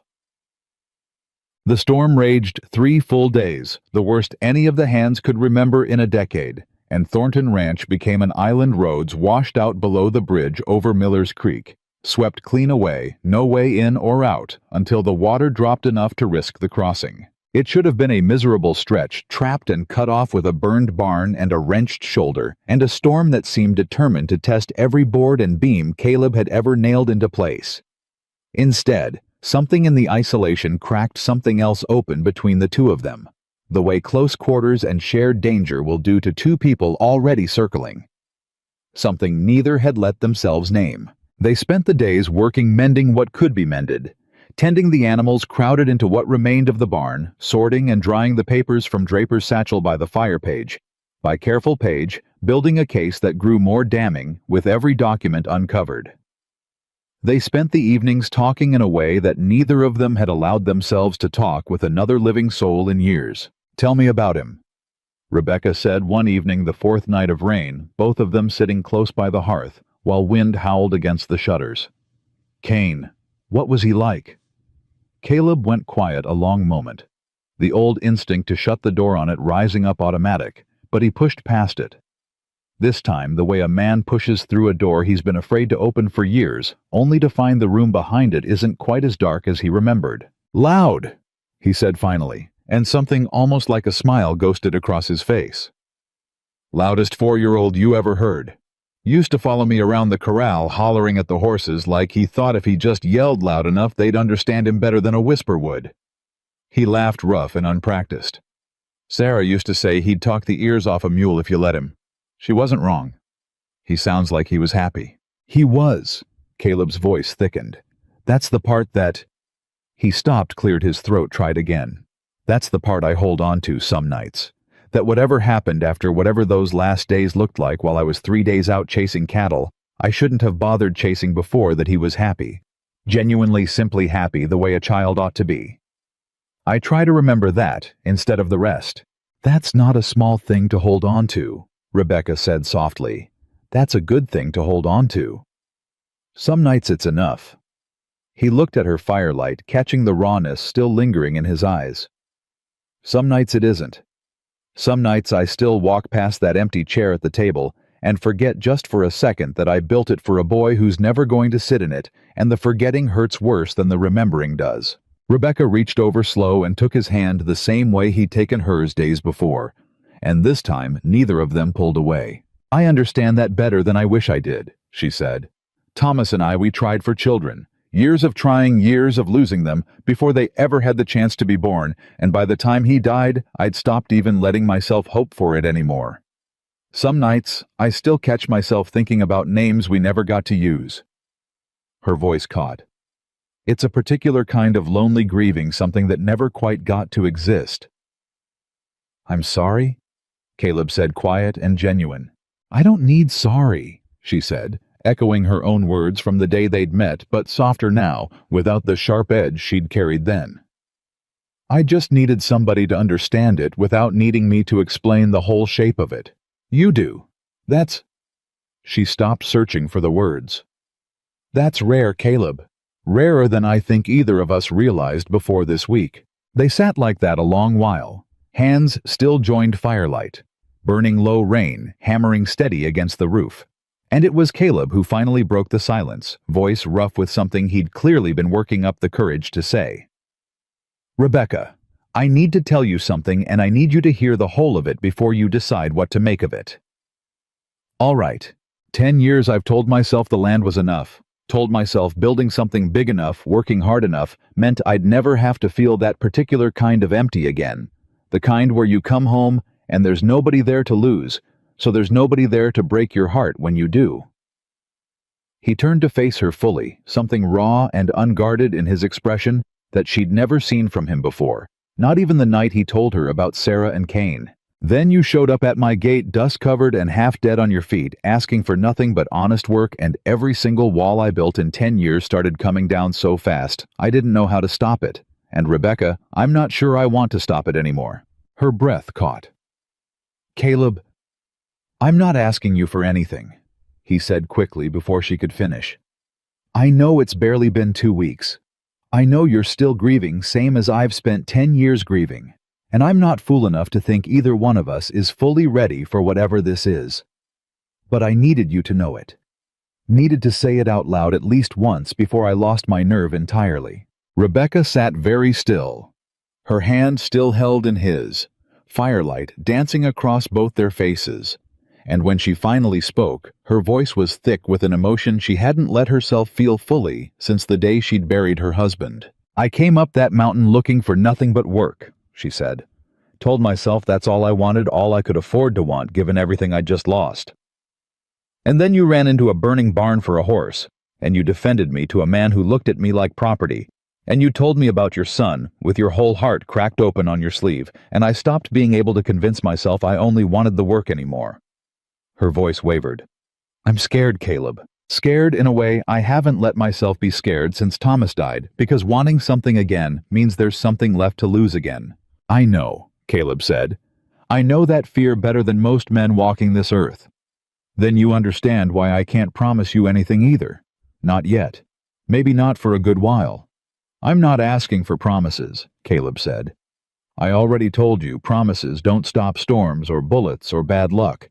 I'm just asking for the chance to see what this is, whatever it turns out to be, without either one of us running from it out of fear. Slowly, carefully, like two people approaching something fragile and precious. After years of believing they'd never be allowed near something like it again, they leaned toward each other, and the kiss that followed was soft and searching and entirely unhurried. 10 years of loneliness on his side, and 6 years of quiet grief on hers, meeting somewhere in the space between them, and finding against every hardened expectation either had carried into that firelit room, something that felt unmistakably like the beginning of being whole again. The knock at the door came just before dawn, hard and urgent, and both of them startled apart, hearts hammering for reasons that had nothing to do with fear. This time, though, the fear returned fast enough once Caleb pulled the door open to find Tom standing there soaked and pale in the gray early light. Creeks dropped enough to cross? Tom said, breathless. Ryder came through from town not 20 minutes back. Says the circuit court's moved up its session. Judge Merriweather's arriving early on account of some other business calling him elsewhere after. Court convenes day after tomorrow instead of next week. Caleb's expression sharpened instantly, all the softness of the last hour folding away beneath sudden urgent focus. That's not enough time to properly prepare a case. There's more, Tom said, and his face had gone grimmer still. Ryder also said Draper's already filed papers of his own, formal claim on the water rights and... He hesitated, glancing at Rebecca with something like sympathy. And a formal notice of trespass and property claim against the ranch itself on account of some old debt he's saying your daddy owed his bank before he ever sold you this land, Caleb. Says the whole ranch might be forfeit if the debt and interest ain't settled by end of the session. The room went cold and silent. That's a lie, Caleb said, low and dangerous. My father never borrowed a dime from any Draper bank. Paid this land off free and clear before he ever handed it to me. Ryder just said what he heard, Caleb. Said the whole town's talking about it already. Draper's got papers, and papers are papers far as most folks understand it, whether they're true or not. Rebecca's hand found Caleb's arm steady, despite the fear plainly written across her own face. "Same as he did to me," she said quietly. "Same exact play.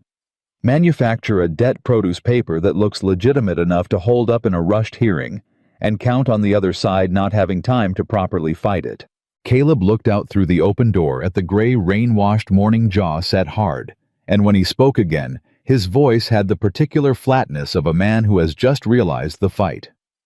He thought he had a week to prepare for, was instead going to happen in less than 48 hours. "Then we'd best get everything from that satchel dried, sorted, and ready to put in front of a judge," he said, "because if Hollis Draper wants to settle this in a courtroom instead of a burned barn or a bullet in the dark, that's a fight I mean to win." He turned back to Rebecca, and something passed between them that was equal parts fear and fierce, unshakable resolve. "You said you'd stand with me on this," he said. "I need to know that still holds knowing what it might cost either one of us if it goes wrong." Rebecca didn't hesitate. "I buried a husband and a farm to a man exactly like Hollis Draper," she said. "I'm not about to run from the chance to see him answer for it in front of a judge, especially not now that I know it's the same man who ruined us both." She squeezed his hand once firm and certain. "Whatever it costs, Caleb, I'm standing right here beside you until it's done." Outside, the storm had finally begun to break. Gray clouds thinning toward the east, the first pale hint of morning light cutting through for the first time in 3 days. But the calm felt fragile, temporary, the kind of stillness that comes right before the real fight begins. And both of them understood, standing together in the doorway, with a stolen ledger drying by the fire behind them, that whatever peace they'd found in the storm's isolation was about to be tested in front of the whole of Whisper Creek. 2 days wasn't near enough time, and every soul on Thorntonland knew it, but knowing a thing and being able to change it were two different animals entirely.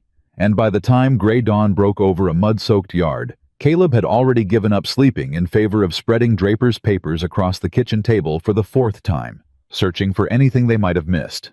"You need rest," Rebecca said, setting a cup of coffee down beside his elbow, though she hadn't slept much better herself. "Judge won't be impressed by a man who falls asleep mid-testimony. Can't afford rest. Not with what we've got riding on 2 days' time." He rubbed a hand down his face, eyes bloodshot, the wrenched shoulder still stiff enough that he favored it without meaning to. "Ledger proves the pattern. Proves Draper's bank called notes due without warning. Proves he's done it a dozen times across 2 counties. But the water rights claim, and this business about my father owing him money, that's a different fight entirely. That's paper against paper, and if his lawyers dressed it up clean enough, Merriweather might not have grounds to throw it out on the spot. Then we find something that proves your father never owed him anything." Rebecca pulled a chair around beside him, sleeves already rolled to the elbow. "Where would such a thing even be kept? Deed records, sale papers, anything from when your father bought this land. County courthouse in Whisper Creek would have the original deed filed." Caleb frowned, turning the thought over. "But if Draper's got enough pull to forge a survey and manufacture a debt, there's no telling whether he's got enough pull to have tampered with courthouse records too. Only one way to find out." Rebecca was already reaching for her shawl.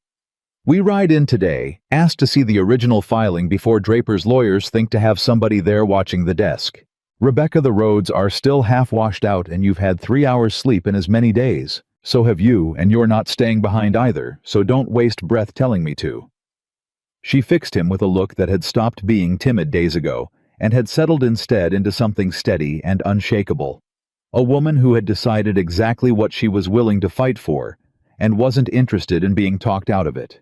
2 sets of eyes work faster than one, Caleb, and I want to see Hollis Draper's face when he finds out the widow he tried to buy off a mountain isn't done fighting him yet. Something in Caleb's chest loosened despite the exhaustion, despite the fear coiled tight beneath his ribs, and for just a moment he allowed himself to feel something like gratitude at the particular fierce loyalty of the woman standing in his kitchen with mud still crusted on her boots from 3 days of storm. "All right," he said. But we take Jed, and you stay close. Wasn't planning on wandering off? Yeah. The ride into Whisper Creek was slow going. The road still soft in patches, one section near the old bridge crossing washed down to bare rock, where the water had torn through hardest, forcing them to ford the creek itself at a shallower point. Upstream, horses picking their way careful through water, still running fast and cold from 3 days of rain. They reached town by midday, and the difference in the streets was immediate and unmistakable. More wagons than usual. More strangers, the particular restless energy of a town anticipating a court session that half of it had already picked sides on. Caleb felt eyes on him the moment they rode down Main Street, felt the way conversations paused and heads turned, and beside him, Rebecca sat straighter in her saddle chin level, refusing to shrink from the attention the way half the town clearly expected a convenient widow to do. The courthouse clerk, a thin, nervous young man named Whitcomb, who'd only held the job a year, went pale the moment Caleb stated his business. "The Thornton deed filing, sir." "That's right. Original sale record from when my father purchased the land off Old Man Pruitt back in '59. Whitcomb's eyes flicked just briefly toward a back office door, and Caleb caught it the same way he'd learned to catch a horse's ears flattening before it bolted. "That record's not currently available for viewing." Whitcomb said, not quite meeting his eyes. "Not available how?" "There's been some reorganizing of the county archive. Judge Merriweather's clerk requested certain older filings be pulled for review ahead of the session on account of the water rights dispute." "Convenient," Rebecca said flatly, "that the one document that would settle this whole matter in Caleb's favor happens to be unavailable right when he needs it." Whitcomb's face reddened. "I only work the desk, ma'am. I don't have any say in what gets pulled or when." "Who does have say in it?" Caleb asked, voice low and hard. Whitcomb hesitated, and it was Jed standing quiet by the door, arms crossed, who answered before the clerk could work up the nerve to. $10 says it's the same lawyer's been riding circuit with Draper the last 2 years, Jed said. "Fella named Ashford, slick as river ice, twice as cold." Whitcomb's silence was answer enough. "Where's the record now?" Caleb pressed. "I truly don't know, sir. It was checked out 3 days back before the storm hit. I haven't seen it returned." Caleb's jaw tightened, a muscle working hard beneath the skin, and for a moment, Rebecca thought he might put his fist through the counter entirely. Instead, he took a slow breath, the particular controlled calm of a man who had learned the hard way that fury spent too early served nobody. "Then we'll need another way to prove the land was paid clear," he said, half to himself, already turning the problem over. "Pruitt's dead, but he had a son, didn't he? Moved out to Bozeman some years back." "Danny Pruitt," Jed confirmed. "Runs a mercantile out that way now, far as I heard. That's 2 days' ride each direction. We don't have 4 days." "No," Rebecca said slowly, an idea forming behind her eyes. "But a telegraph might reach him faster than a horse could."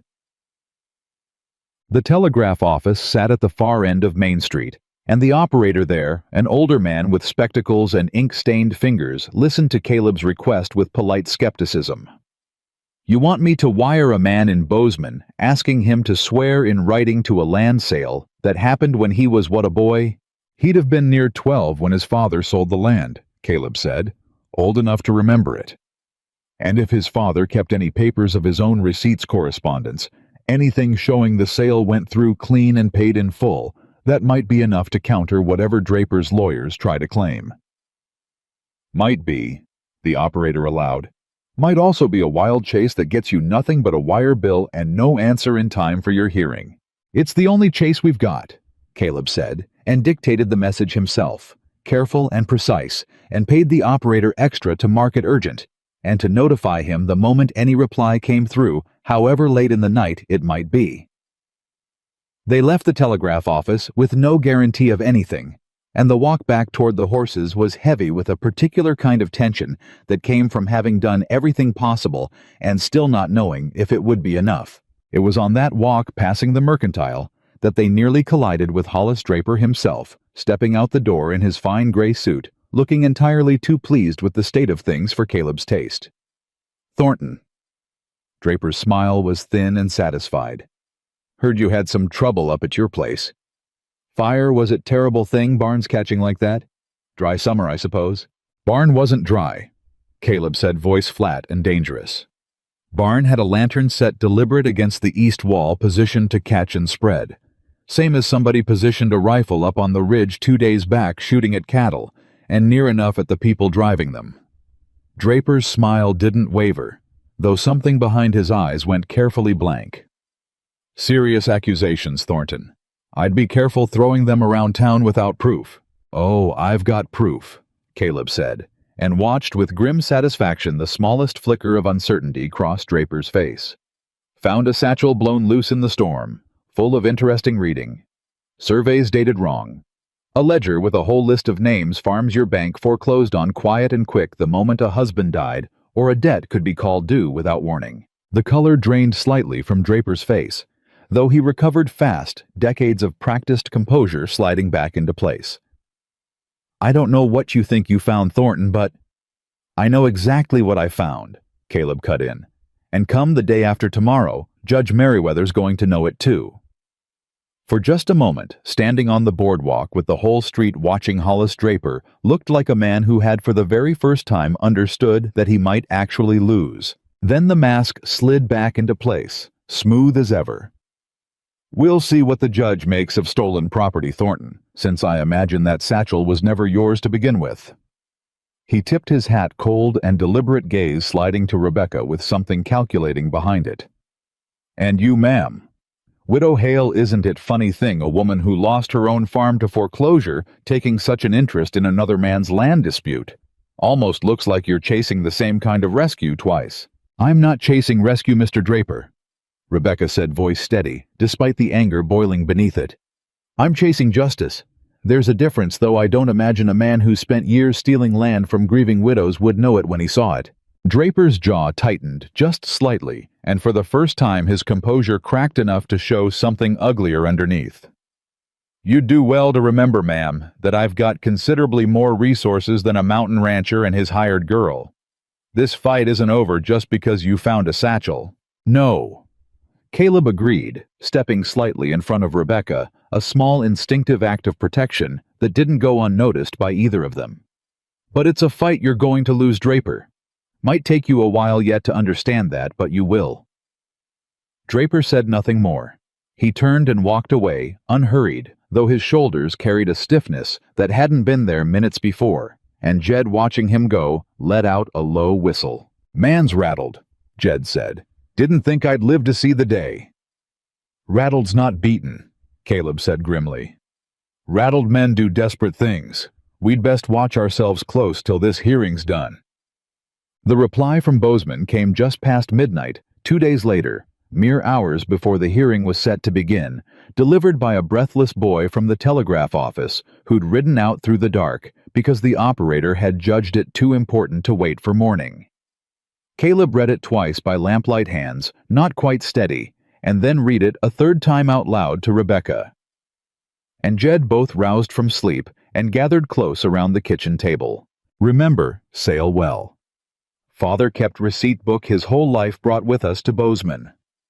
Land paid in full, no debt owed to any bank, Draper, or otherwise. Have receipt in hand, will bring myself leaving within the hour, should reach Whisper Creek by midday if I ride hard. D. Pruitt. He's coming himself. Rebecca breathed relief flooding through her voice. With the actual receipt, if he makes it in time. Caleb folded the telegram carefully, tucking it inside his coat, alongside the ledger and the surveys, every piece of evidence they'd gathered now organized and ready. Hearing starts at 10. Bozeman's a hard ride, even pushing a horse the whole way. Then we pray he pushes hard, Jed said, and we walk into that courtroom ready regardless in case he doesn't make it in time. None of them slept again that night. They spent the remaining hours going over every piece of the case one final time, Rebecca reading each document aloud, while Caleb listened with his eyes closed, committing every detail to memory, preparing himself for a fight that would decide not just the fate of his land, but, though none of them said it aloud, the fate of the fragile, precious thing that had begun growing between two grieving hearts in the middle of a thunderstorm. The Whisper Creek courthouse was packed tighter than Caleb had ever seen it. Every bench filled, townsfolk crowded standing along the back wall, drawn by the particular magnetic pull that any good scandal exerts on a small community starved for drama. Mrs. Whitfield sat near the front, craning for a better view. Tom and two other hands had ridden in to fill out the Thornton side of the room. And near the front, seated beside a lawyer in an expensive coat, Hollis Draper looked entirely too composed for a man who'd been rattled on a boardwalk 2 days prior. Judge Merriweather entered precisely at 10, a broad, weathered man in his 60s with sharp eyes that missed very little, and the room fell silent as he took his seat and surveyed the gathered crowd with an expression that suggested he'd rather be anywhere else. "Court's in session," he said, voice carrying easy across the packed room. "We've got 2 matters before us today, both concerning the Thornton property water rights along the West Fork and a claim of outstanding debt against the land itself. Mr. Ashford, your client's bringing the claims. Proceed." Draper's lawyer rose smooth and confident and laid out his case with practiced precision. The corrected survey expert testimony from a surveyor, Draper had clearly paid well for his trouble. And finally, the matter of the alleged debt, producing a document that claimed Caleb's father had borrowed against the land some 15 years back and never fully repaid it. "The Thornton family has enjoyed the use of this land for over 2 decades," Ashford said, "built upon a foundation of debt that was never properly settled. My client seeks only what's owed him under the law, nothing more." "Mr. Thornton," Merriweather said, turning his sharp gaze on Caleb, "you've got a response, I take it." Caleb rose, and though his heart was hammering, his voice came out steady and clear. "Your Honor, everything Mr. Ashford just laid out is a lie built on top of another lie. That survey's dated this spring, but I've got the original document from Mr. Draper's own files dated 2 years back. Same content, same false boundary. Means he's been sitting on this scheme a long while, waiting for the right moment." He produced the satchel's contents, laying them carefully before the judge. "And this debt he's claiming, Your Honor, my father paid that land off free and clear the same year he bought it. I've sent for proof, and I expect it any hour now. But in the meantime, I'd ask the court to consider why a debt allegedly 15 years old is only now suddenly being called due at the exact moment Mr. Draper's decided he wants my water rights and my land both." Ashford rose smoothly. "Your Honor, my client is a respected businessman, he's a thief," Rebecca said, rising before anyone could stop her voice ringing clear across the packed courtroom. The room erupted into murmurs, Merriweather's gavel cracking sharp against the bench.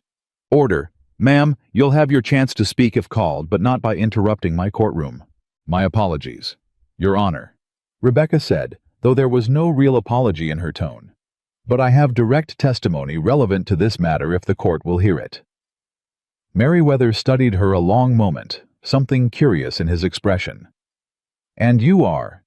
"Rebecca Hale, Your Honor, widow of Thomas Hale of Miller's Bend."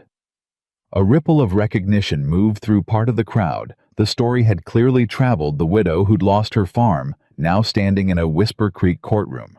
"Your relevance to this matter, Mrs. Hale. My husband's farm was foreclosed 3 weeks after his death, Your Honor, by a bank controlled by Mr. Draper on a debt I never knew existed and was never given proper notice to contest." Her voice shook slightly but held. "I have reason to believe and evidence to support that this is not an isolated incident, that Mr. Draper has made something of a business out of manufacturing or calling due debts against vulnerable landowners, widows and struggling families alike, in order to acquire their property cheap. That's a serious accusation, Mrs. Hale. I have his own ledger to support it." "Your Honor," Caleb said, stepping forward and laying the leather-bound book before the judge. "Found in a satchel that fell into our possession during the recent storm. Names, dates, farms, foreclosed a dozen, at least all traceable to Mr. Draper's bank in Miller's Bend." Merriweather picked up the ledger, flipping through it with growing interest, his expression darkening as he read. "Your Honor." Ashford cut in tense now. "That ledger's authenticity hasn't been established, and its acquisition sounds highly questionable. It fell off somebody's saddle during a gunfight your client's men started on Thornton land. Jed called out from the back, unable to stay quiet any longer, and the courtroom erupted again. Merriweather's gavel cracking twice as hard this time. "Mr. Ashford, sit down. Mr. Calloway, one more outburst, and you'll be removed from this courtroom." Merriweather set the ledger down, his sharp eyes fixed now on Draper himself, who had gone noticeably pale, despite his practiced composure.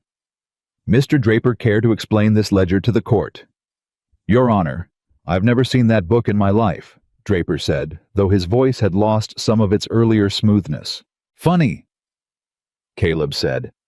"Seeing as your own handwriting's all over it, and the entries match up exact with 3 separate foreclosures, I already know happened, including Mrs. Hale's."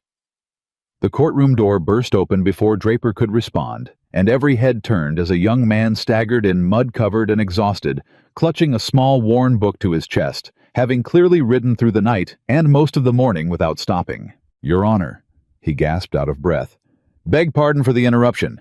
I'm Daniel Pruitt out of Bozeman. I understand there's a dispute concerning land my father sold near 20 years back." Merriweather's eyebrows rose. "You're aware of the proceedings. Mr. Thornton wired me 2 days back." "Your Honor, I've got my father's receipt book right here." He held it up, hands shaking with exhaustion.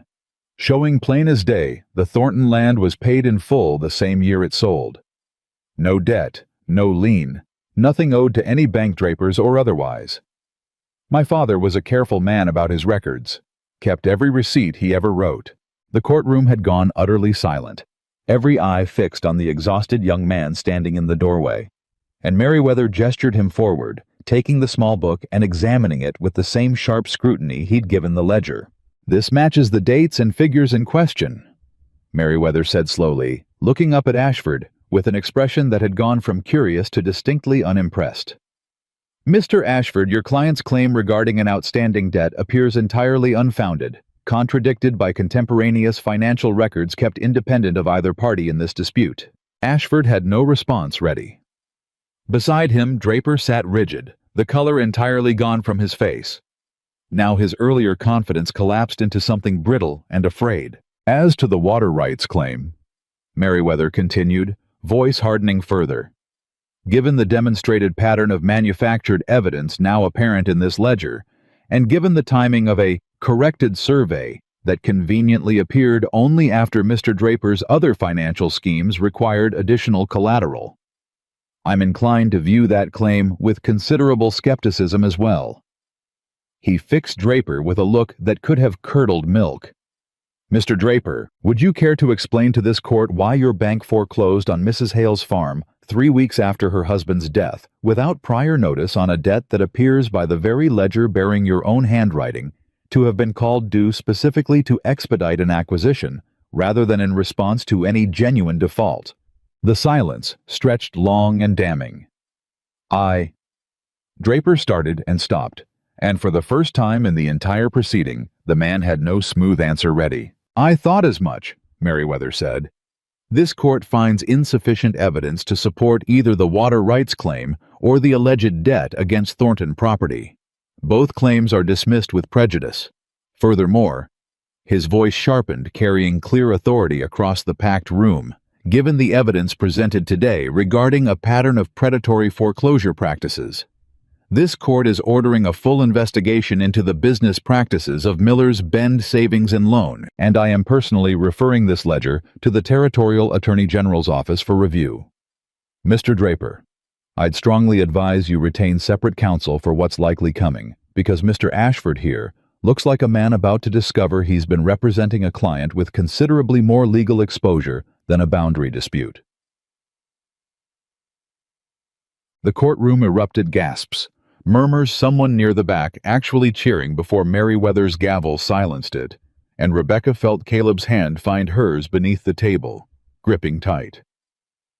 Both of them shaking with the particular disbelief of people who had walked into a fight, expecting to have to claw out every inch of ground, and instead watched it collapse in their favor all at once. Draper rose unsteadily, Ashford already at his elbow, murmuring something urgent, and as he passed the Thornton side of the room, his eyes found Caleb's, and whatever remained of his composure finally gave way entirely to something cold and furious. "This isn't finished, Thornton," he said low enough that only those nearby could hear. "It is for today," Caleb said unbothered, "and I expect the Attorney General's office is going to have considerably more to say about the rest of it than I do." Draper stormed out Ashford, hurrying after him, and the courtroom buzzed with the particular electric energy of a town that had just watched its most powerful man brought low in a single morning. Outside on the courthouse steps, the celebration was immediate and overwhelming. Tom, whooping loud enough to startle a passing horse, Jed pumping Caleb's good hand so hard it nearly hurt half the town crowding around, offering congratulations that felt to Caleb both welcome and strange after 10 years of that same town whispering about him behind closed doors. Daniel Pruitt, still mud-covered and swaying slightly from exhaustion, accepted Caleb's grateful handshake with a tired smile. "Glad I could help, Mr. Thornton. Wasn't about to let some fool banker steal land my father worked hard to sell, honest." "I owe you more than I can rightly say," Caleb told him. "You'll stay the week at least. Rest up proper before that ride back." "Wouldn't say no to a hot meal and a real bed," Pruitt admitted. It was Mrs. Whitfield of all people who approached Rebecca once the crowd had thinned. Some her earlier sharpness replaced by something considerably more contrite. "Mrs. Hale," she said, twisting her hand slightly, "I owe you an apology, I expect. Said some ugly things about your situation back at the Mercantile without knowing the whole of it." "You didn't know," Rebecca said, though there was no real forgiveness rushed into her voice, just plain acknowledgement. "Folks talk about what they don't understand. It's a human failing, I suppose. Still, watching you stand up in that courtroom today fighting for justice same as you were fighting for Mr. Thornton." Mrs. Whitfield shook her head. That wasn't the behavior of a woman chasing a rich man's money. That was the behavior of somebody with real conviction. "Thank you," Rebecca said, and this time allowed herself something closer to warmth. "I'd not say no to starting fresh if you're offering." "I am," Mrs. Whitfield said, and the two women shook hands, small and simple. But it felt to Rebecca like the first stone laid toward rebuilding a place for herself in this community, not as a scandal or a rumor, but as a woman who'd earned her own standing. They rode back up this mountain that evening with the sun setting gold behind the peaks. Exhaustion and relief tangled together in every line of their bodies, and it was near the halfway point, where the trail crested a ridge overlooking the whole valley, spread out beneath them, that Caleb reined his horse to a stop. "Everything all right?" Rebecca asked, pulling up beside him. "Better than all right." He looked out at the valley, at his land, stretching gold and green in the fading light, safe now in a way it hadn't been in weeks. "Just wanted a minute to take it in. Feels like the first easy breath I've drawn in longer than I care to admit." "You earned it," Rebecca said. "Both of us did." Caleb turned to look at her, something warm and unguarded in his expression, despite the exhaustion evident beneath it. "Couldn't have done it without you. Any of it. The mayor, the fire, the ledger, standing up in that courtroom when half the town was ready to believe the worst of you just for being there." He shook his head slowly. 10 years I told myself I didn't need anybody. 2 weeks with you, and I'm not sure how I ever believed that." "Careful," Rebecca said, though her voice had gone soft, "or you'll have me thinking you mean something serious by that."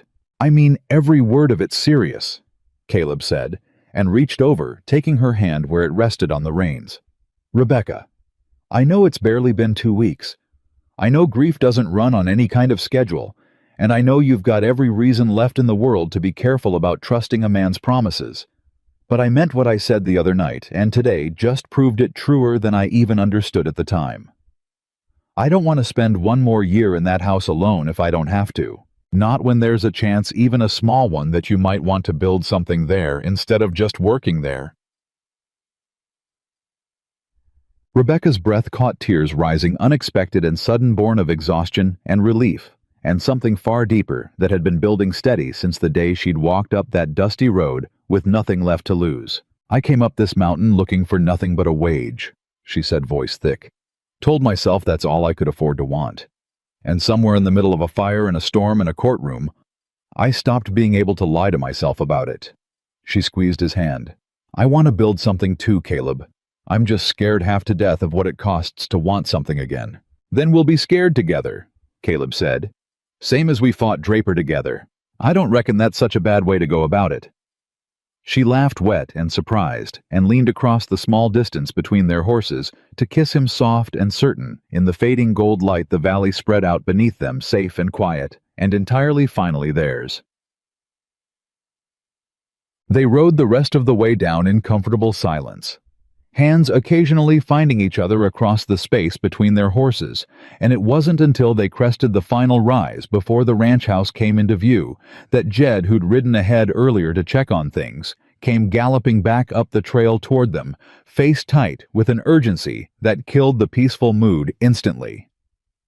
"Caleb!" Jed's voice carried sharp and frightened across the distance.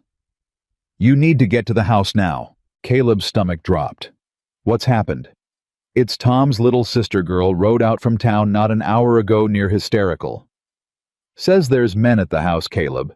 Draper's men. Showed up not 20 minutes after we all rode out this morning, and they've been sitting there ever since waiting." "Waiting for what?"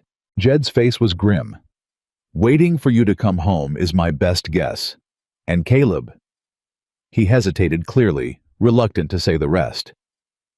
"Girl says one of them's got a rifle, and another one's been asking real particular questions about whether the widow living up there has any family left who might come looking for her if something happened."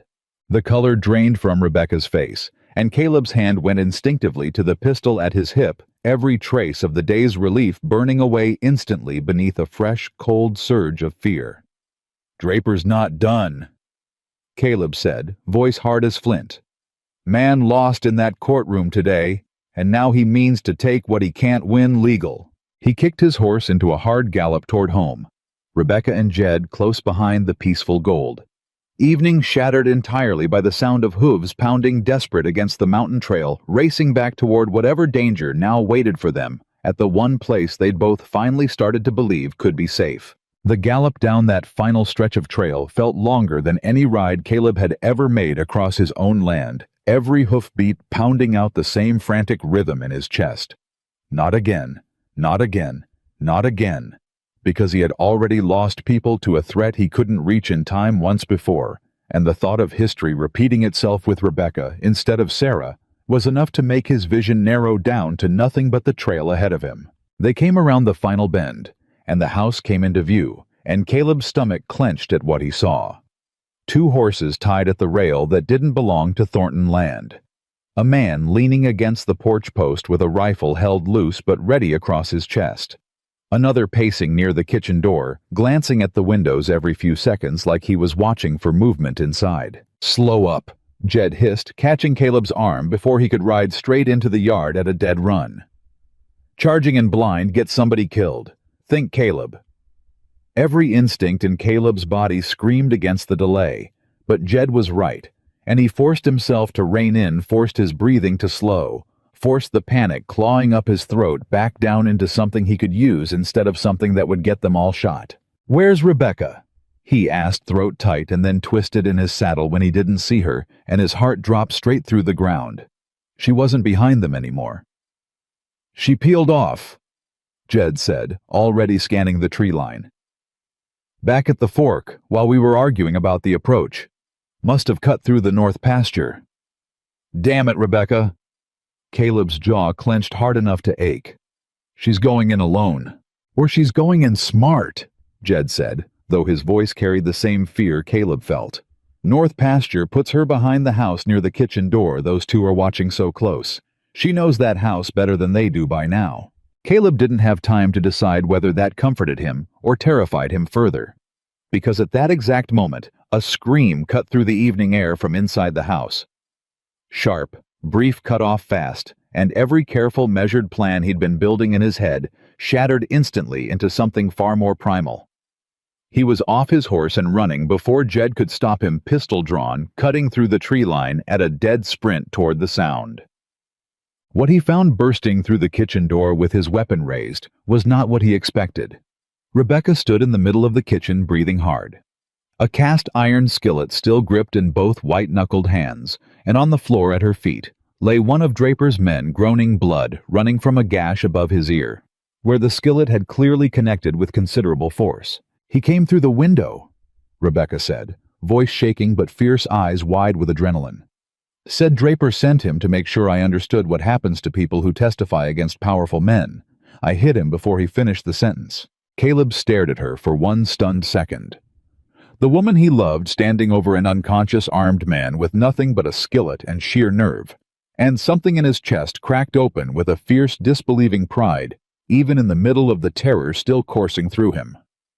"You're all right," he said, moving to her hands, checking her over frantic despite her clear if shaken wholeness. "I'm all right."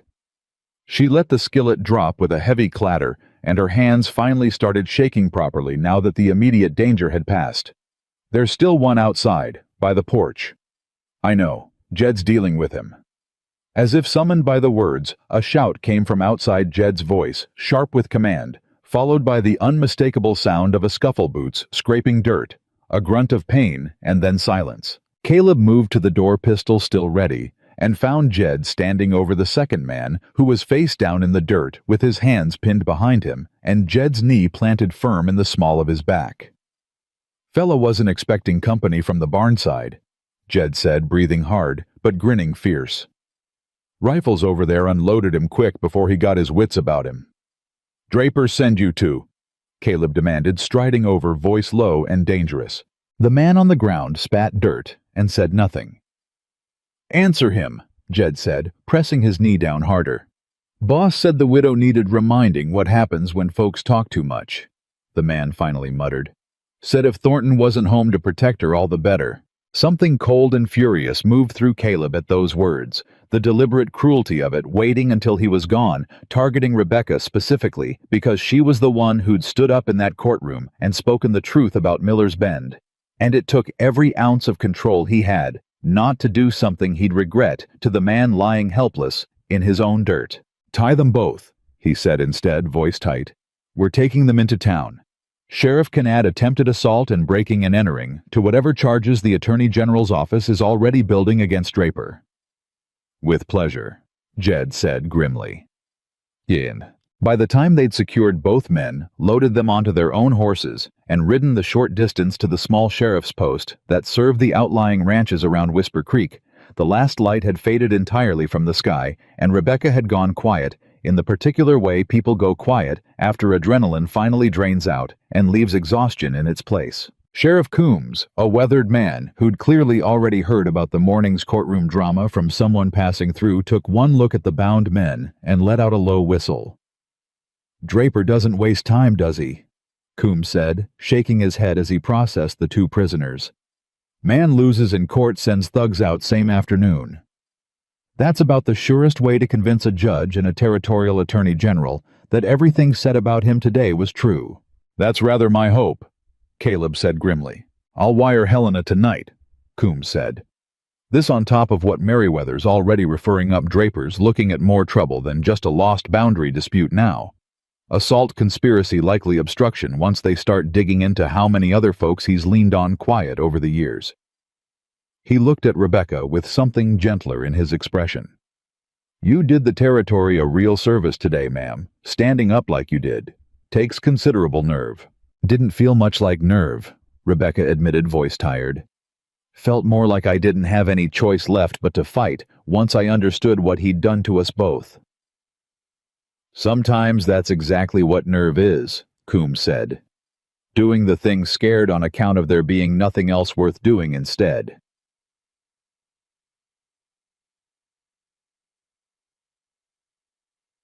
They rode home slow under a sky finally clear of storm clouds, stars scattered thick and bright overhead, and neither of them spoke much until the ranch house came back into view, dark and quiet, no more strangers waiting in its yard. "I should never have let you split off from us at that fork," Caleb said once they'd dismounted, voice still rough with the residual fear of that terrible half hour. "If something had happened to you, but it didn't," Rebecca said, taking his hand, steadying him the way he'd steadied her so many times these past 2 weeks. "I'm here, Caleb, bruised knuckles and rattled nerves, but here. I can't lose you," he said, and the rawness in his voice stopped her cold, because it wasn't the voice of a man being dramatic. It was the voice of a man who had buried a wife and son once already, and had spent 10 years terrified of exactly this feeling returning. I know it's fast. I know grief and gratitude and fear all tangled up together can feel like something bigger than it is. But Rebecca, when I heard that scream today, when I thought for even 1 second something had happened to you. He stopped throat-working, unable to finish the sentence. I know, Rebecca said softly, reaching up to cup his face in both hands. I felt the exact same thing watching you round that bend, not knowing what you were riding into. That's not confusion, Caleb. That's just what it feels like to love somebody enough to be scared of losing them. The word hung between them, love spoken plain and unguarded for the first time, and Caleb's breath caught. You mean that? I mean it, Rebecca said, and there was no hesitation in her, now none of the careful caution she'd carried since the day she rode up dust-covered and grieving. I love you, Caleb Thornton. Somewhere between a burning barn and a thunderstorm and a courtroom full of strangers, I stopped being able to deny it to myself. I love you too, Caleb said, voice breaking slightly on the words, 10 years of careful walls, finally completely undone. Have for longer than I probably should admit, given how short a time you've been here. But some things don't run on any kind of proper schedule, I'm learning. They stood together in the dark yard, foreheads touching both of them, exhausted and shaken, and more certain of something than either had been in years. And for a long moment, neither said anything more. Simply breathing together in the quiet, letting the fear of the day finally drain away into something steadier. The weeks that followed brought a different kind of storm, not weather this time, but consequence, rolling through the territory in slow, inexorable waves as the machinery of law finally caught up with Hollis Draper. The Attorney General's investigators arrived within the fortnight, thorough and unhurried, working through the ledger page by page, tracking down every name on that damning list. And what they found made even Judge Merriweather's initial suspicions look modest by comparison. 19 farms across 3 counties, all foreclosed under circumstances eerily similar to Rebecca's debts, called due without notice, timed to strike when families were most vulnerable. Widows and struggling farmers alike, stripped of land they'd spent years building. Draper's arrest came on a gray Tuesday morning, quiet and almost anticlimactic. After everything that had led to it, no dramatic standoff, no final confrontation, just 2 territorial marshals arriving at his fine house in town and escorting him out in irons. While what remained of Whisper Creek's polite society watched from behind curtains, careful not to be seen gawking too openly at a man who'd once held so much power over so many of their lives. Trial won't be for months yet, Coombs told Caleb, riding out personally to deliver the news. Man's got money enough to drag it out slow, but he's not getting bail, not with witness tampering added to the charges after what he tried at your place. He'll sit in a Helena jail cell the whole while, which I imagine suits most folks around here just fine. What happens to the farms he took? Rebecca asked. The ones on that list. That's the part I figured you'd care most about, ma'am. Coombs' weathered face softened slightly. Territorial courts ordering restitution where possible. Land that hasn't been resold gets returned outright. Land that has, well, that's messier, but the families are owed compensation regardless, and the Attorney General's office seems determined to see it through. He paused. Your farm's on that first list, if you're wondering. Draper's bank never resold it, on account of everything happening so fast after your husband's death. Deed's yours again, free and clear, soon as the paperwork clears. Rebecca went very still, the news landing somewhere she hadn't expected it to land, and Caleb watched her carefully, uncertain what expression might cross her face at the news that the farm she'd buried along with her husband was in some technical sense hers again. I don't want it, she said finally, quiet but certain. Rebecca, I mean it, Caleb. She turned to him, something settled and clear in her eyes. That farm was 6 years of trying to fix something in Thomas that couldn't be fixed, 6 years of a life that ended the day the bank took it. I don't want to go back to that. I want... She stopped, searching for words. I want to build something new instead. Something that's ours, not something I'm just returning to because the law says I'm owed it. You could sell it. Caleb offered. Use the money however you see fit. That, Rebecca said, something almost like a smile breaking through, I could manage. Summer eased toward autumn with a gentleness that felt to both of them like the land itself exhaling after weeks of storm and fire and fear. The barn got rebuilt stronger this time, Caleb overseeing the construction with the same careful attention he'd given the house all those years before. Except this time, the work carried none of the old grief in it, only purpose, only the particular satisfaction of building something meant to last alongside someone he intended to share it with. Rebecca's presence in the house had stopped feeling weeks back like something temporary. Her things had settled into the rooms without either of them making a formal decision about it. A shawl draped over a chair that had sat empty for a decade. Her herbs drying in the kitchen window. Small changes that added up slowly and without fanfare into something that looked unmistakably like a home being rebuilt from the inside out. It was Jed of all people who finally said out loud what both of them had been circling for weeks. "You gonna marry that woman?" Jed said one evening, watching Caleb work a length of fence with more distraction than usual, eyes drifting repeatedly toward the house where Rebecca could be seen through the window. "Or are you going to keep mooning after her like a schoolboy till she gets tired of waiting and finds herself a man with better sense?" "Mind your business, Jed. Been minding your business 15 years on account of you not doing a fine job of it yourself most of that time." Jed leaned against the fence post, unbothered by Caleb's glare. "Man doesn't run into a burning barn, doesn't fight a crooked banker in open court, doesn't near lose his mind, hearing a scream from his own kitchen over a woman he's not planning to marry." Caleb set down his tools and for a long moment said nothing.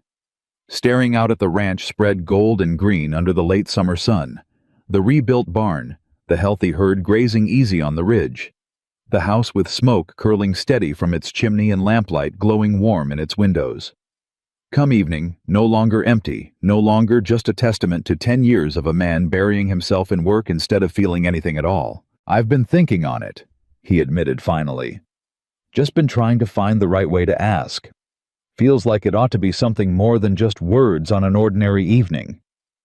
"Feels to me," Jed said, "like a woman who fought a crooked banker with nothing but a skillet and her own nerve isn't much interested in fancy speeches. Reckon she just wants the truth said plain." Caleb thought about that for a long while after Jed had wandered off toward the bunkhouse and found turning it over that his old friend was probably right. He asked her on an ordinary evening after all 3 days later on the same porch where they'd first admitted what was growing between them, coffee cups in hand, the mountains going purple and gold in the sunset, the way they always did this time of year. "Rebecca, I've been turning something over, and I don't much see the sense in waiting to say it proper." She looked at him, something curious and warm in her expression, setting her coffee cup aside. "Go on then. 10 years I built this place thinking it was enough on its own land cattle, a roof over my head. Took me a decade to understand that none of it meant a thing without somebody to share it with, and I spent that whole decade too scared to let anybody close enough to prove it." He reached into his coat pocket, hands not quite steady, and produced a small ring, simple, unadorned. Nothing fancy, the kind of ring a working rancher might have commissioned quiet from a Whisper Creek jeweler over the past few weeks without anyone catching on. "I don't want to spend one more season building this place up alone, Rebecca. I want to build it with you. All of it, the ranch, whatever comes after, whatever this life turns out to hold. I want it to be ours, not just mine with you standing nearby." Rebecca's eyes filled, and for a moment she couldn't speak at all, hand pressed to her mouth, 10 years and 6 years of separate griefs finally converging into something that looked unmistakably like the beginning of real happiness. "Caleb Thornton." She managed finally, voice thick. "Are you asking me to marry you?" "I am," he said. "Though I'll admit I've never done this before, and I'm not entirely certain I'm doing it right."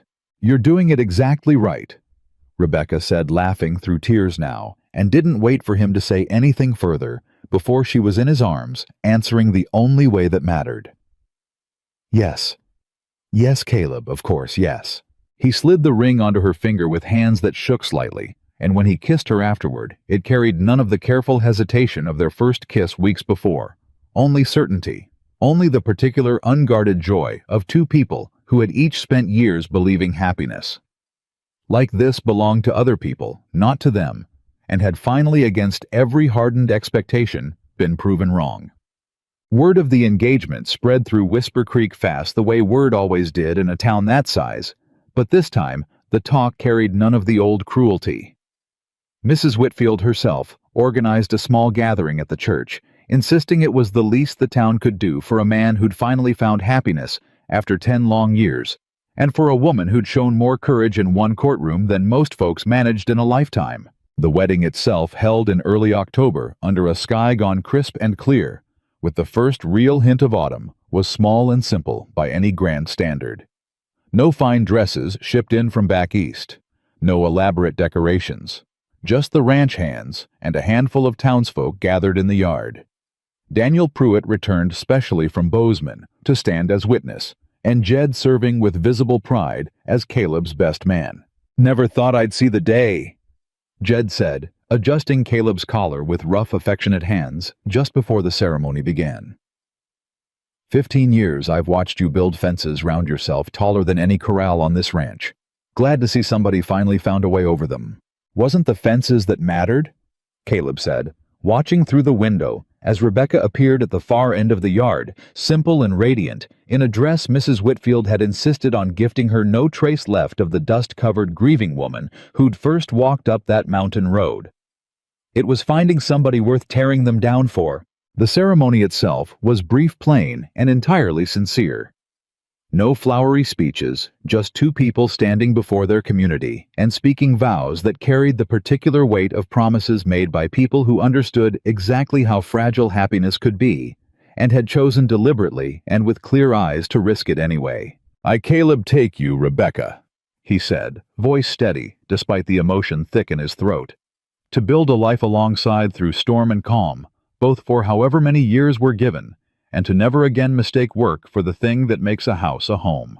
"I, Rebecca, take you, Caleb," she answered, tears bright in her eyes, but her voice unwavering.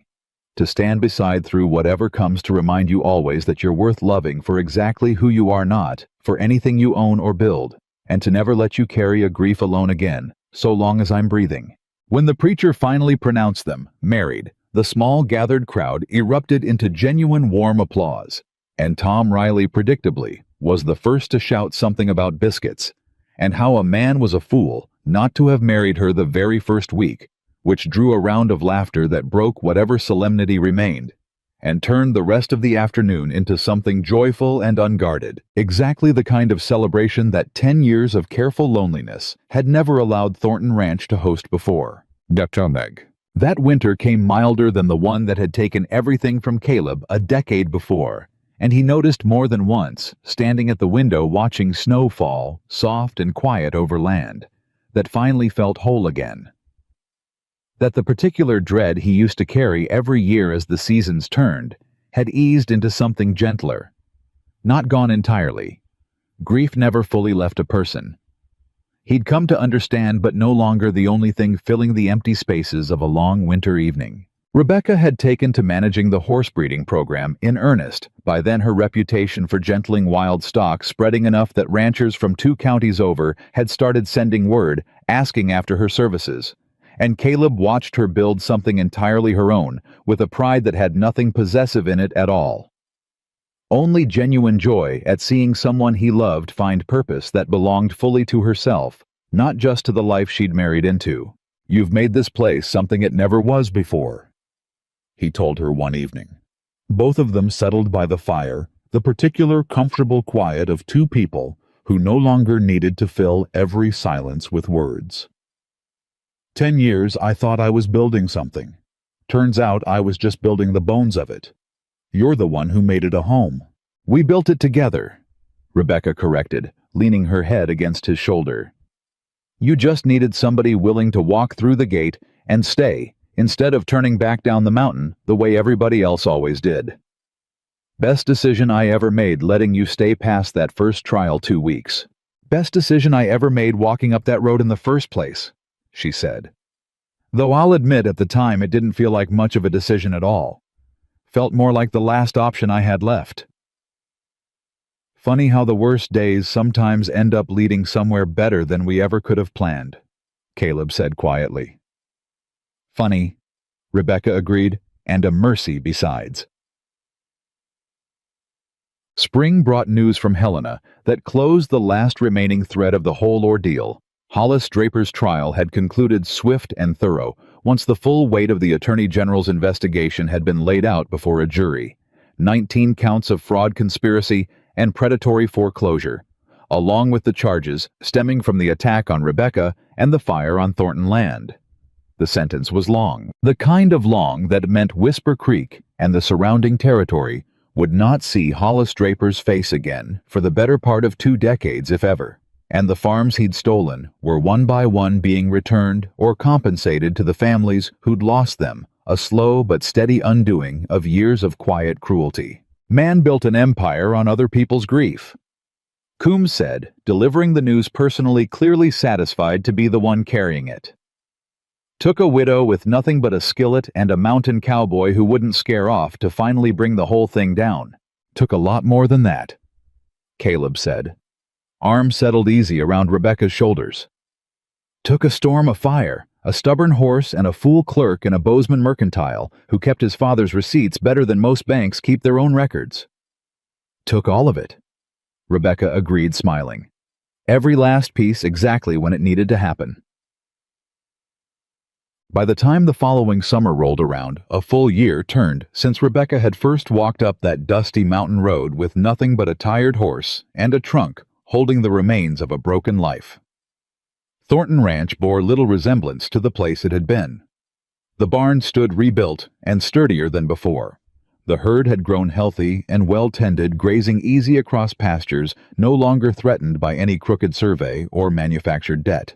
The house Caleb had built at 26 for a family he'd lost too young and had spent 10 empty years living inside like a monument to grief instead of a home, finally fully belonged to the living again. There were new voices in it now, laughter carrying through rooms that had sat silent so long, lamplight burning warm in windows that used to go dark the moment the sun set because there'd been no reason to keep them lit. The chair Caleb had once told Rebecca about, the one he'd built for a boy who never got to sit in it, still stood at the table, but it no longer felt like a wound left open. Rebecca had set a small vase of wildflowers on it most mornings, not to replace what had been lost, but to honor it, gentle and unspoken, a way of letting Cain's memory live alongside the new life growing in that house rather than standing as a barrier against it. Standing on the porch together. One golden evening, watching the sun drop behind the ridge, the way it had that very first day, Rebecca arrived dust-covered and desperate and asking for nothing but honest work. Caleb found himself thinking back on everything that had led them here. The fire, the storm, the courtroom, the terror of that scream cutting through the evening air.